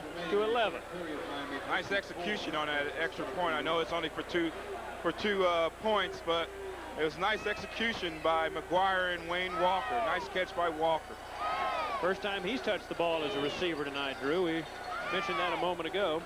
That drive took 9 plays and they went 77 yards and used almost 5 minutes, 4 minutes and 42 seconds on it. Good drive by the Red Raiders. That's encouraging. And there was a drive where they mixed the run and the pass. That's the kind of drive that David McWilliams is looking for. Yes, sir. He needs about 6 more of them tonight, but something to build on for next week when New Mexico visits Jones Stadium. Remind you again, 7 o'clock kickoff. Had 37,000 at Jones Stadium last week. They'd like to fill it up next Saturday night. And there are still tickets available. So be sure and stop by the Red Raider Athletic Department and other places around town and pick up your football tickets for next Saturday night. Red Raiders were 3-0 in non-conference action last year, finished 4-7. They'll be 1-1 after tonight, and then look to rebound next Saturday. Here's Segrist kickoff. Haven't seen much of Segrist kicking off tonight. J.C. Penney. Here he goes, flag down. He's out to the 36-yard line, flag way back downfield. As Monty Melcher makes the stop. Haven't seen much of J.C. Penney as a running back tonight. I don't know if we've seen him at all. I've seen him on a couple of kickoff returns. And they called the penalty against Miami. You can almost expect that to happen on a kickoff when, as they wind down the third quarter, that's the end of 3. They'll mark this penalty off and then change ends of the field, I guess. Before they change ends of the field, as a matter of formality, I guess the referees will mark it off. And while they do all of that, we will take a break. That's the end of the third period. Look at that score, 54-11 Miami.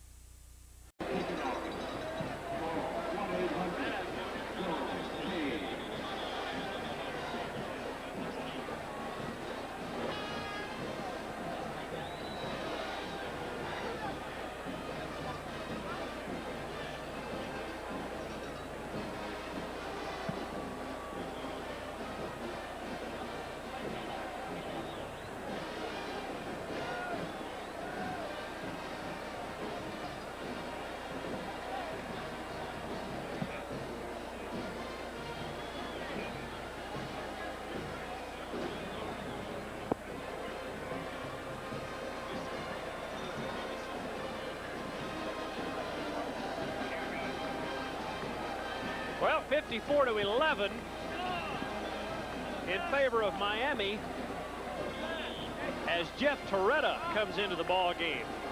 So Testaverde plays 3 quarters. And here come the Hurricanes. Jeff Torretta now playing quarterback for the Hurricanes. From their own 11-yard line. Jeff Torretta transfer from Cal Berkeley, and on the first play, he may have a touchdown working here. No, they bring it down at the 50-yard line. That's Eric Ham. They're going way into the depth chart now. 36-yard gainer. Eric Ham, a fullback, a junior from Merritt Island, Florida. And Phil, that's his first carry this year. Yeah, and I don't have him on my spotter board, so I'm going to need your help here, Drew. Well, that's his first carry. Oh, my. Eric Ham. And that was a touchdown-saving tackle by the Red Raiders out there. As now they change ends. You know something? That was the final play of the third quarter. That penalty that I talked about before the break, you can't end the period on a penalty, and that was the end of the third quarter, I think. So what they'll do is that you can't end the period on a penalty, so that was the final play actually in the third quarter. For 41 yards. And so now we begin the fourth period. Even though there was no time showing on the clock, they allowed the Miami Hurricanes to run their play. And here's Texas Tech on defense as they just exchange sides of the field. And now the Hurricanes go the other way. And Jeff Torretta, who spent the early part of his college career at University of California before transferring here, gives to J.C. Penney, who gets 5 yards into Red Raider territory. So Torretta, who was 0 of 2 last week, or in his first game at South Carolina, 1 interception, is now quarterbacking the Hurricanes. Through 3 quarters, Miami had 407 yards of total offense, 330 of that through the air. Drew, Tech had 251 yards, and Testaverde finishes 16 of 27, 330 yards and 4 touchdowns. Torretta's number 13 And his running back, again, J.C. Penney. 5'8". Penney's a 180-pound junior from Youngstown, Ohio.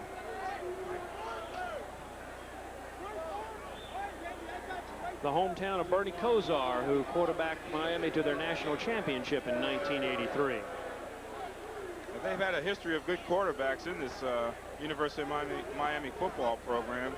Of course, Bernie Kosar, Jim Kelly, and way back, if you can remember this, Bill, George Myra. Yeah. Whose son's now playing, old enough for him to be playing now. Throw over the middle is incomplete by Torretta. You know, it's interesting. The quarterback coach here at Miami in the early part of Testaverde's career was Earl Morrill, who was fine play. The first punt of the night coming up by Jeff Beagles. But anyway, Earl Morrill was here for several years as the quarterback coach. He trained Kelly, he trained Kosar, and Testaverde had a year under him before Howard Schnellenberger, the head coach, left for the USFL. So Testaverde even got some schooling from Earl Morrill. Beagles with a nice punt. He's been anxiously awaiting this opportunity. This one turns over and drops at the 8-yard line. Tyrone Thurman downing it there. Fair catch by Tyrone Thurman. 42-yard punt right there. Into the wind, not a bad punt. Not bad at all. 13:30 to play in this final quarter, 54-11. We'll return to the Orange Bowl in a moment.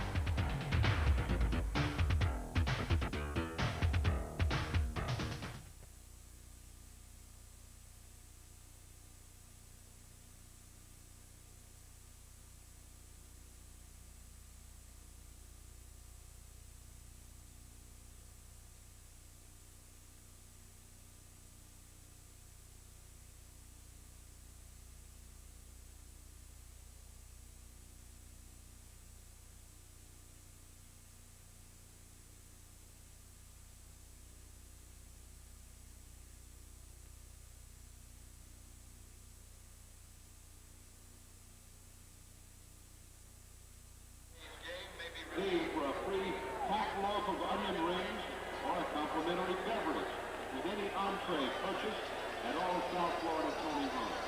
Tony Romas, the place for ribs.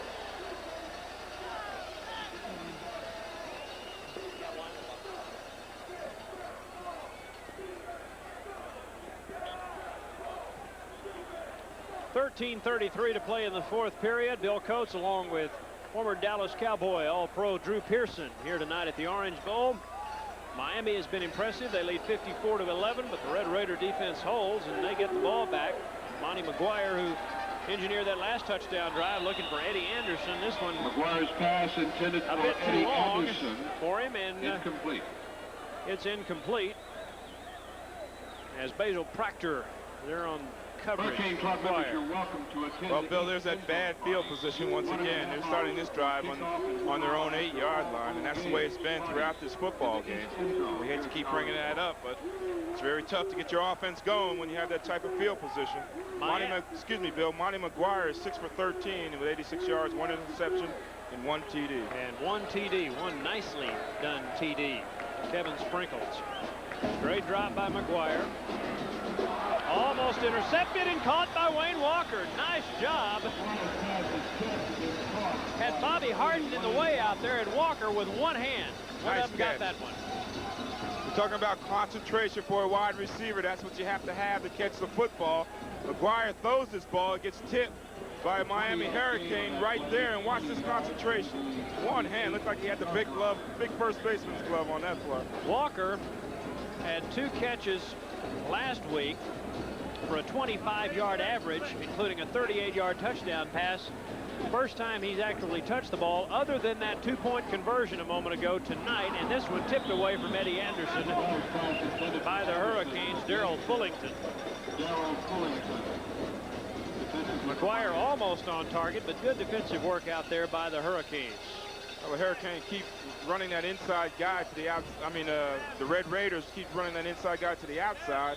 I like to see him fake it to the outside and come across the middle with that. It might be there. Yeah, 2nd and 10. Well, let's look for that. Walker, Anderson, Sprinkles, and James Gray, number 31, top of your screen in the slot.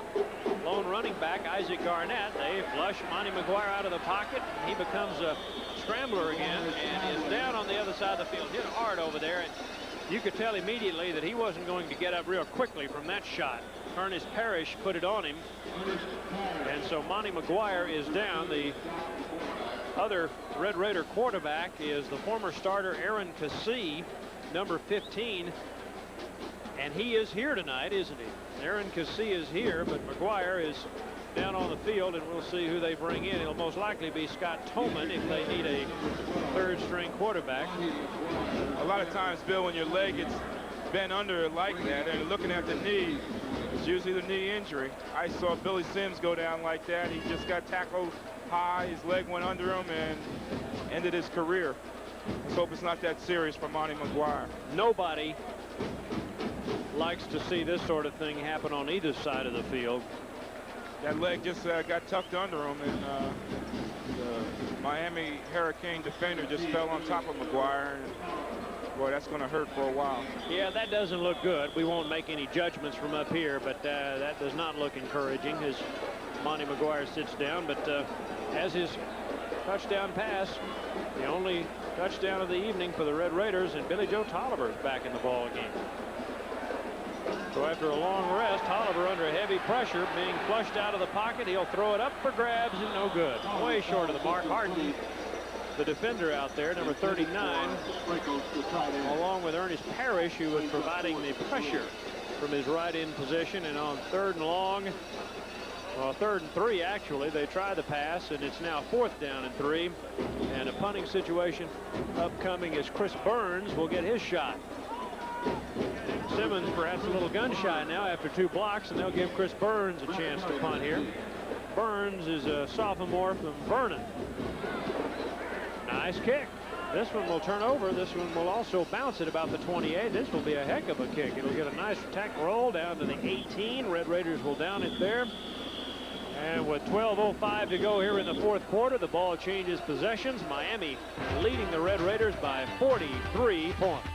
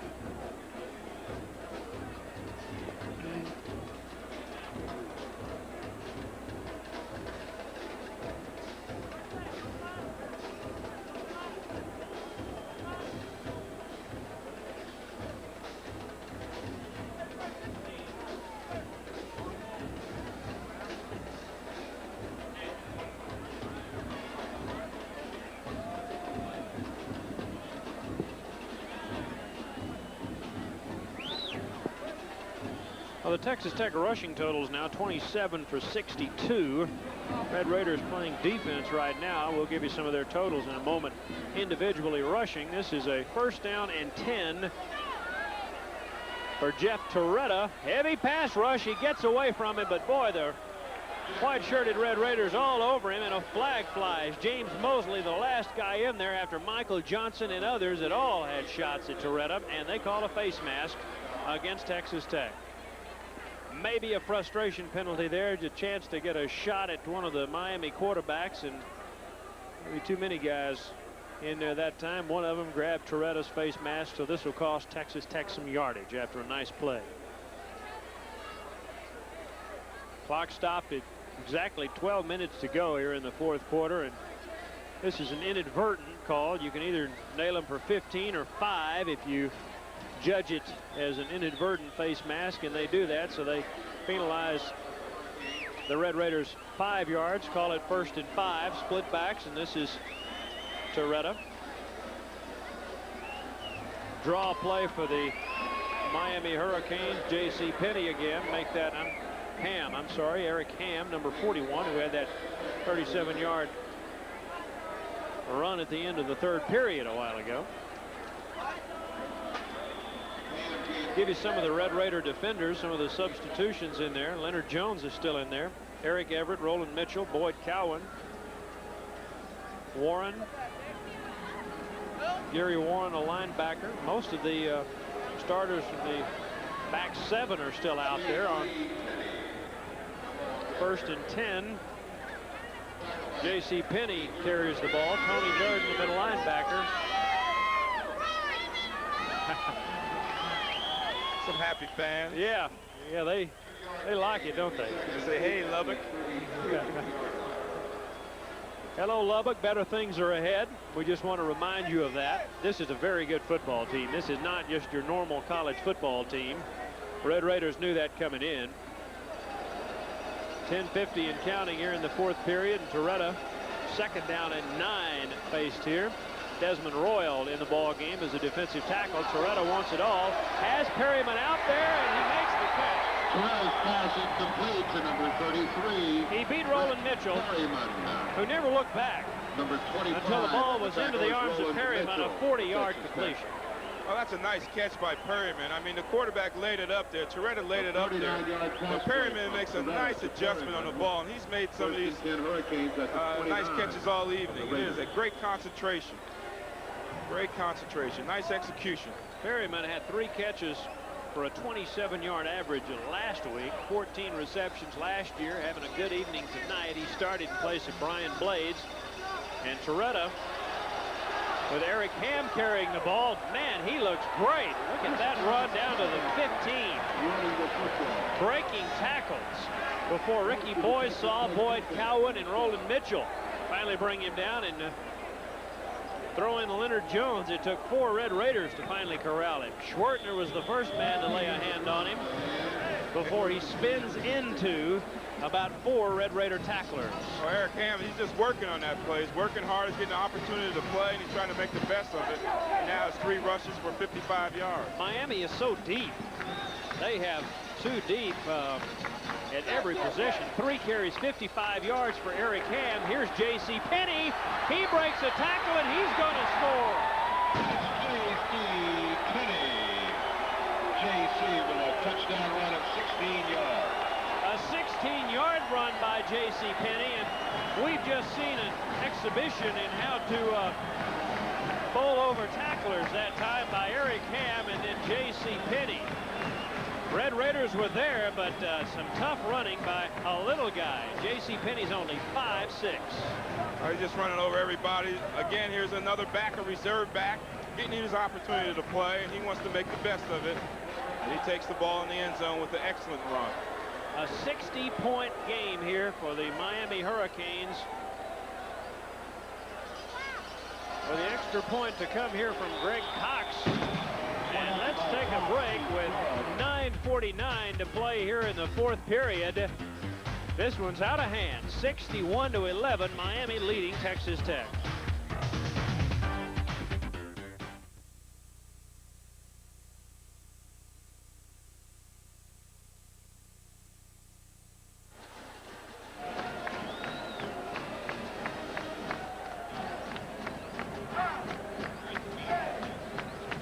That's right.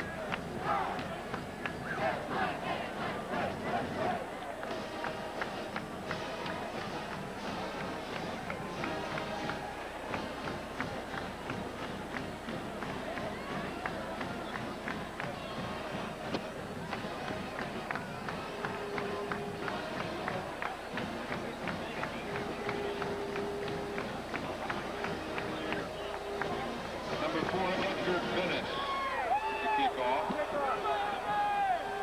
Thurman and Walker are deep for Texas Tech.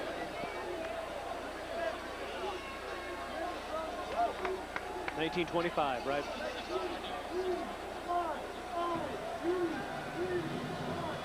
Well, I hate to pass this stat along to you. They've been playing football at Texas Tech since 1925, 61 years. And this 61 points is the largest margin, most points ever scored against the Red Raiders. Ouch. Okay, ball bobbled at the 16-yard line, and the Red Raiders recover.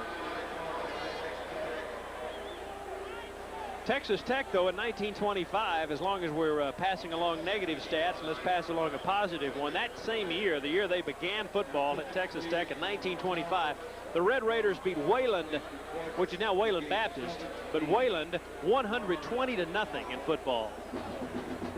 120-0 in that first year of football back in 1925. But this is the most points ever scored against a Red Raider football team. And look at that total yardage. 520 total yards for Miami, to 281 for the Red Raiders. 8:45 to play here in the fourth period, and Tolliver goes out into the flat, and here's a roughing play as Dan Cilio, long after Tolliver had released the ball, knocked Billy Joe to the ground, and they'll call roughing, definitely, and as well they should. Personal foul, roughing the passer. That will give the Red Raiders a first down, and I'm sure Billy Joe Tolliver would love to get a touchdown pass here, lead a touchdown drives. He needs it as a confidence builder with 9 games to go. Red Raiders still believe they have bowl potential, would like to get a winning season in, and Tolliver will be looking to score here, and this will help him along the way, maybe. Drew, I've enjoyed working with you tonight. We've got a long way to go here in this ball game. Some time for Texas Tech to do something, but it's been an interesting night. It certainly has. But I think these Red Raiders will be all right. This is just a good team they ran into, and they're a fired-up team when they came in here. And, I certainly don't think this is an indication of what the season's going to be like for the Red Raiders. Or particularly the future with McWilliams as the coach. This is David Sprinkles, number 83 again. Sprinkles, a good-looking young player. And if they would keep recruiting guys like him, it won't take long before some of these scores will be reversed in Texas Tech's favor. Sprinkles will leave the football game, and Travis Price will come back in. Troy, Texas, can be mighty proud of David Sprinkles. He has a touchdown catch tonight, and then a nice catch there, a first down. Check that, a second down 3 as they gain 7. Second and 3 with 8.5 to play. I formation behind Billy Joe Tolliver. Top of the screen, that's Papa Smurf Tyrone Thurman, but they give it at right tackle to Isaac Garnett, and Isaac should have a first down. Move the chains. And the Red Raiders with a drive working here. They have it all the way out to the 43-yard line. 4-yard gain, first and 10 from the 43. Paul, if you get a chance, work up some individual rushing stats for Texas Tech for me, please. Paul Newman, our statistician, has done an excellent job tonight. He's had a lot to keep up with, too. Over 500 yards of total offense for the University of Miami. First and 10 with 8 minutes to go here. Tolliver, long count. Looking to throw, play action. Wants it all. Has a man out there, Bruce Perkins, but it'll be picked off. Nope. Dropped by Miami's defensive back down there, Doug McFadden.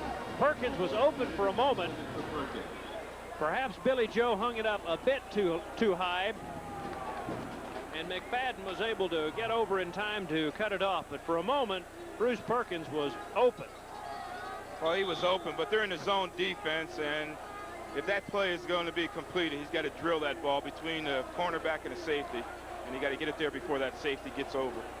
Well, second and 10.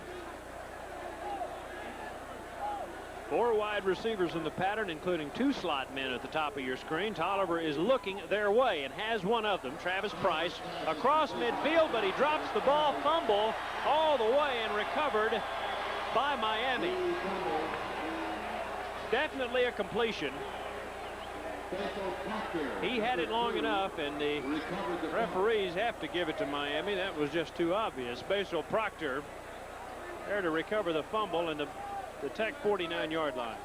Well, they've been running that play all evening. This time they complete it. But there's a good lick on Price, and he gives it up. And the ever-present Miami Hurricane make the recovery. Bobby Harden, second big hit of the night for Harden. And Proctor with a recovery. Into Tech territory, Torretta once more.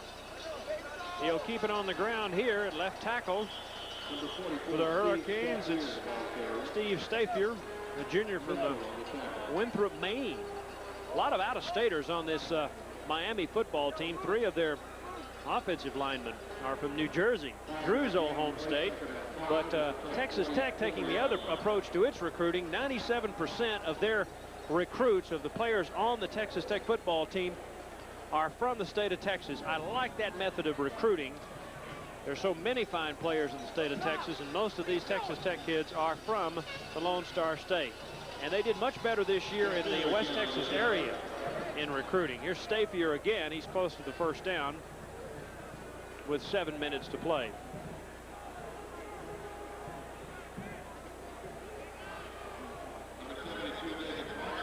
Third and 1. Drew, you came up from New Jersey all the way to Tulsa, and you became a Southern boy, didn't you? Still, that's right. I'm a Texan now. I've been in the Dallas area for 14 years, so I'm a Texan for sure. Tulsa played. Here's a first down carry by Miami. Tulsa played. You and I were talking yesterday on the plane. Tulsa and Texas Tech have had a long-standing rivalry. You played in Lubbock one time. What, about, you tell me when? Yeah, it was about 1971. We played the Red Raiders there at the University of Texas Tech. And we were very excited about playing the Red Raiders, and they did a job on us, much like the Hurricane is doing right now on the Red Raiders. It was 35-18 that night. 35-18. Painful memory for you, Drew. How many did I catch? I don't know. Here's trouble for the Hurricanes way back to the 40. Red Raider penetration nails Cleveland Gary back at the 40-yard line. We mentioned him earlier. Cleveland Gary is a transfer from the University of Georgia. He played one season at Georgia, gained over 200 yards rushing, and decided to transfer here. I'm sure Jimmy Johnson's happy to have him. He's a very talented young man, but the Red Raiders hotly pursuing at that time on defense. Gary Warren checks out of the football game, and the linemen here include Troy Hennington, number 94, Ricky Boysaw, David Barksdale also in the ball game. Tip pass almost intercepted on second down and long. Barksdale is a transfer from UT Arlington. He is a refugee of the now defunct football program at the University of Texas at Arlington, and went to the Cotton Bowl with the Texas Longhorns as a reserve in 1983. So this is his third stop. Two of them in the Southwest Conference. Third team defensive lineman, pretty good football player, getting a chance to work his way into the game this evening. Coaches get a look at him. Blitz coming. Durden, he's picked up, and Toretta under fire, releases, and in and out of the hands of his intended receiver. Man, it was intended for Brian Smith. Merv Skurlark in the vicinity. David Kintai was running deep that time, but Toretta did to see him, and with 5:24 to play, for only the second time tonight, we see Jeff Fiegels. And another opportunity for the Red Raiders to go on offense again. Tyrone Thurman, who was not able to muster much punt return yardage last week against Kansas State, won't get an opportunity here as Fiegels gets off a rather ugly punt. He was aiming for the coffin corner and gets off a blistering 24-yarder that time.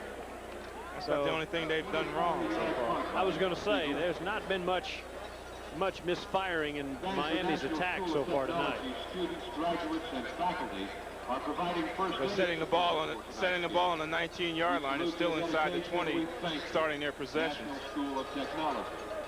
61-11, a 50-point spread.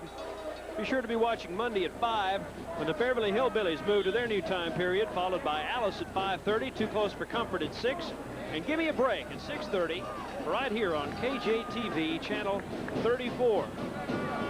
Happy to bring you tonight's football game, originating this broadcast in the Orange Bowl in Miami, Florida. Third catch for Sprinkles, and there is a first down. They are not afraid at all to hit this newly found flex end, a freshman, Troy David Sprinkles. Well, he's 6'5", he's an opposing target, and you got to really be trying to miss him because he's so tall. But he runs a nice route. It's just a slant out route, about a 5 to 7 yard route, and at this point, Miami's going to give him that type of route so that they won't throw it deep, and they're not going to let any Red Raider receivers get behind the secondary. Well, this helps Billy Joe Tolliver, who is starting to do what he was not able to do in the first half, and that's find his receivers coming out of the backfield and his flex in. Billy Joe looking for somebody over the middle, and into a crowd. Eddie Anderson, the closest man, almost picked off by number 43, Doug McFadden. Tolliver 13 of 31 now, 126 yards and an interception. McFadden came perilously close to making that 2 interceptions. The largest margin of defeat in history, in Red Raider history, 43 points, and they trail here by 50. So that record, I guess, worth noting. Since we are up here to report the football game, we need to at least make that mention, and then we won't mention it anymore. 61-11. Miami leading Texas Tech by 50, 4:43 to play in the fourth quarter.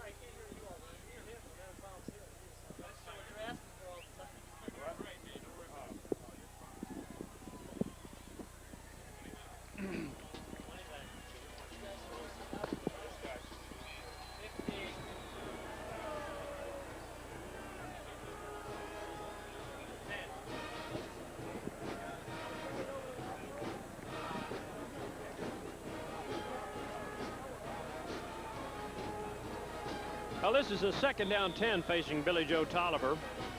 Been under heavy pass rush all night long.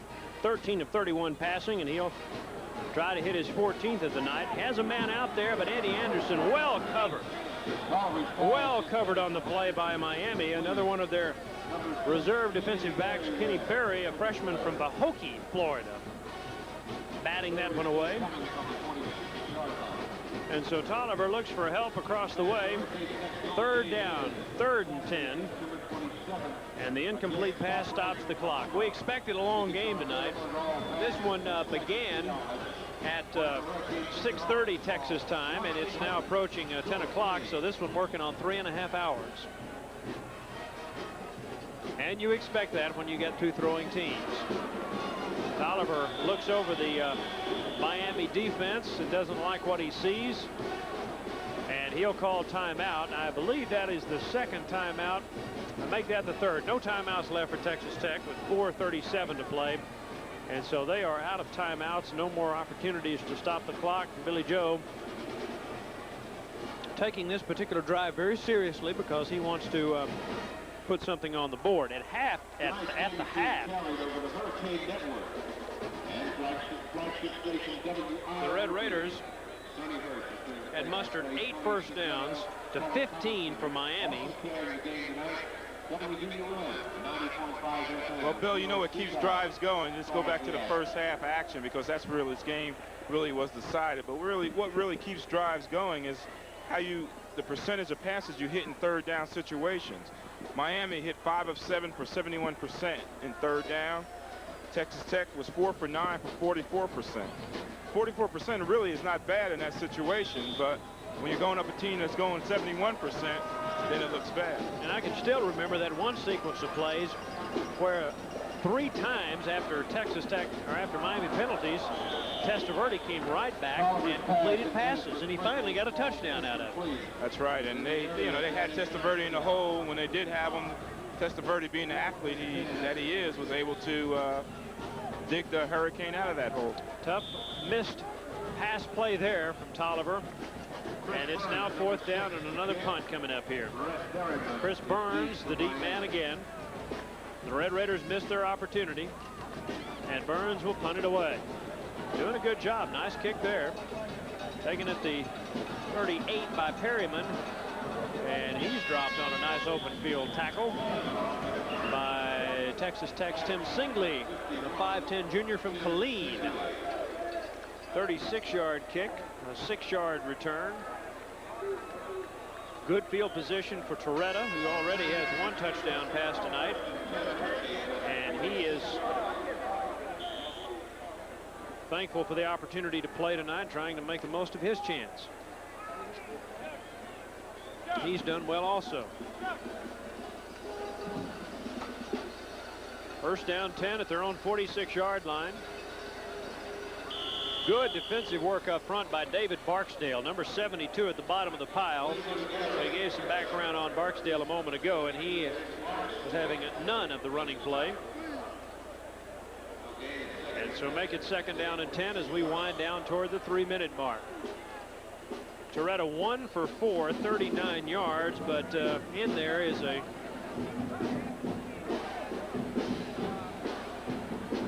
touchdown drive that culminated in a 16-yard J.C. Penney touchdown run. Torretta wants a screen pass, dumps it out, has his man, number 26, Cleveland Gary, on the screen pass. Dal Watson drove him out of bounds. Here it is, Miami just trying to get something going again. And they jumped that screen out. That worked earlier for him in the first quarter. Look at Dal Watson coming through 2 blocks that time to make the tackle. Yeah, they had it set up, but the Red Raiders were able to strip the interference and make a nice play. 2nd down, 3rd down, make that 3rd down and 2. As Torretta goes to Gary again, and Cleveland is taken down by the jersey sleeve by the Red Raiders that time. On the outside, I believe that was Troy Hennington, Rodney White, or Troy Hennington. Across the field over there, Hennington wears number 94. Hennington, we'll give Hennington credit for that stop. Upcoming next Saturday night, as we told you, New Mexico visits Lubbock for the final non-conference game of the year, and then Southwest Conference action starts. First down for Miami, by the way, as they measure. Have the ball at the 44-yard line of Texas Tech. Then on the 27th of September, the Baylor Bears, the nationally ranked Baylor Bears, come to town. A noon kickoff at Jones Stadium, and that will begin conference play. How about this opening conference schedule for Texas Tech? They play Baylor in Lubbock, then go to College Station to play the highly rated Aggies, who were blistering LSU at last report tonight. Then Arkansas, a road trip to Arkansas, also a top 20 team. Tough start. Cleveland Gary, ball loose on the ground. The Red Raiders have it. Gary tried to get outside. He was drilled. Ball recovered by Durden. Tony Durden with a fumble recovery. And let's take a look at this again. Well, the quick pitch to the outside. They're trying to get outside. Cleveland Gary trying to get out there, and the ball is just stripped out, and there's Tony Darden to fall on it. One of the few highlights for the Red Raiders in this ball game, but you can see that they're still playing, they're still hustling, they're still being aggressive, and they stripped that ball away from Cleveland Gary. The Red Raiders got the ball. Nice hit out there by John Elliott of Texas Tech, and the 3rd turnover here. 2 interceptions by the Red Raider defense and a fumble recovery, and almost intercepted in the flat by 83, Kevin Sprinkles. the Miami defensive back Kenny Berry, trying to hit David Sprinkles. Billy Joe Tolliver still the quarterback, and he is determined to keep that ball up and try to get another score out of this, and I don't blame him. 61-11, a minute 57 to go here in the 4th period. Tolliver, who has had a tough night, brings him up to the line of scrimmage. Wayne Walker at the top of your screen. Bottom of your screen, Eddie Anderson. The flex end is Travis Price, just off the line of scrimmage. Play action pass and a forward pitch to Garnett. Some trickery that will get them a first down. Nice play. Very niftily done by Billy Joe Tolliver to Isaac Garnett. Well, we used to call that the old shovel pass. Made famous by Roger Staubach to Preston Pearson. That's right. The shovel pass. You run that out of the shotgun. It's a very effective play. And it gets him a first down here. They didn't use the shotgun. They were under the center with it, but Tolliver, see the quick flip, The back comes underneath all the pressure. Well executed. Very well executed. Into Miami territory. 1st and 10 at the 45. Still time, 1:24. Delay. Little cross buck. That is James Gary for Texas Tech. James Gray, I'm sorry. James Gray, the redshirt freshman from Trimble Tech. Former teammate of Irvin Ferris. That's a good-looking combo for the next 3 years for the Red Raiders. Ferris, a sophomore, and Gray, the redshirt freshman. 4 wide receivers in the pattern. Make that 3 with 2 running backs, and another chance for James Gray, and Gray gets another first down, or he'll be very close to it. That moves the chains. 37 seconds left to play, and Texas Tech out of timeouts now. So let's hope for a score for the Red Raiders here. Trailing by 50. No timeouts left and a lot of ground to cover. 34 yards away from pay dirt. Billy Joe Tolliver as Eddie Anderson. Wayne Walker, top of your screen. That's who he's looking for. Open, but overthrows Walker at the 8-yard line. 17 seconds left to play. That will kill the clock. I think one of the big keys tonight, Drew, was the fact that, as we pointed out in the 3rd quarter, they just have not been able to get the ball to guys like Walker. Tyrone Thurman hasn't caught a pass tonight. Well, they haven't been able to utilize that outside receivers. We have to give some of that credit to the Miami defensive secondary coach, Carlos Maynard, who used to coach the Red Raider defensive secondary. And when he coached the Red Raider defensive secondary, he had the secondary nationally ranked as far as stopping the pass. So, you know, he knew what was happening here, and that's what he did tonight. As we count down, 9, 8, 7, 6. Well, Isaac Garnett gets the last pass, but that'll do it. The final play of the game, and I'm sure for David McWilliams, Drew, not a moment too soon. That's correct. He was a little bit outmanned tonight. Miami, an awfully good football team, a team with national championship aspirations. As you take a look at Jimmy Johnson and David McWilliams, both former Southwest Conference players, now head coaches. Better days ahead for McWilliams. A learning situation tonight for the Red Raiders. They take their licks, though, no question about it. No way to sugarcoat a game like this. 61-11, the final score. Any final thoughts, Drew? No, it's just a great performance by the Miami Hurricane, and now everybody in Texas knows why they are #2 in the nation. Well, next week, the New Mexico team comes to Lubbock, so get out and support those Red Raiders. They need your help. They're 1-1 following tonight's game. 4 touchdown passes from Vinny Testaverde. A tough night for Billy Joe Tolliver. The final, Miami 61, Texas Tech 11. I'd like to thank our entire crew here at the Orange Bowl. For Drew Pearson, I'm Bill Coates, bidding you a good night from Miami, Florida.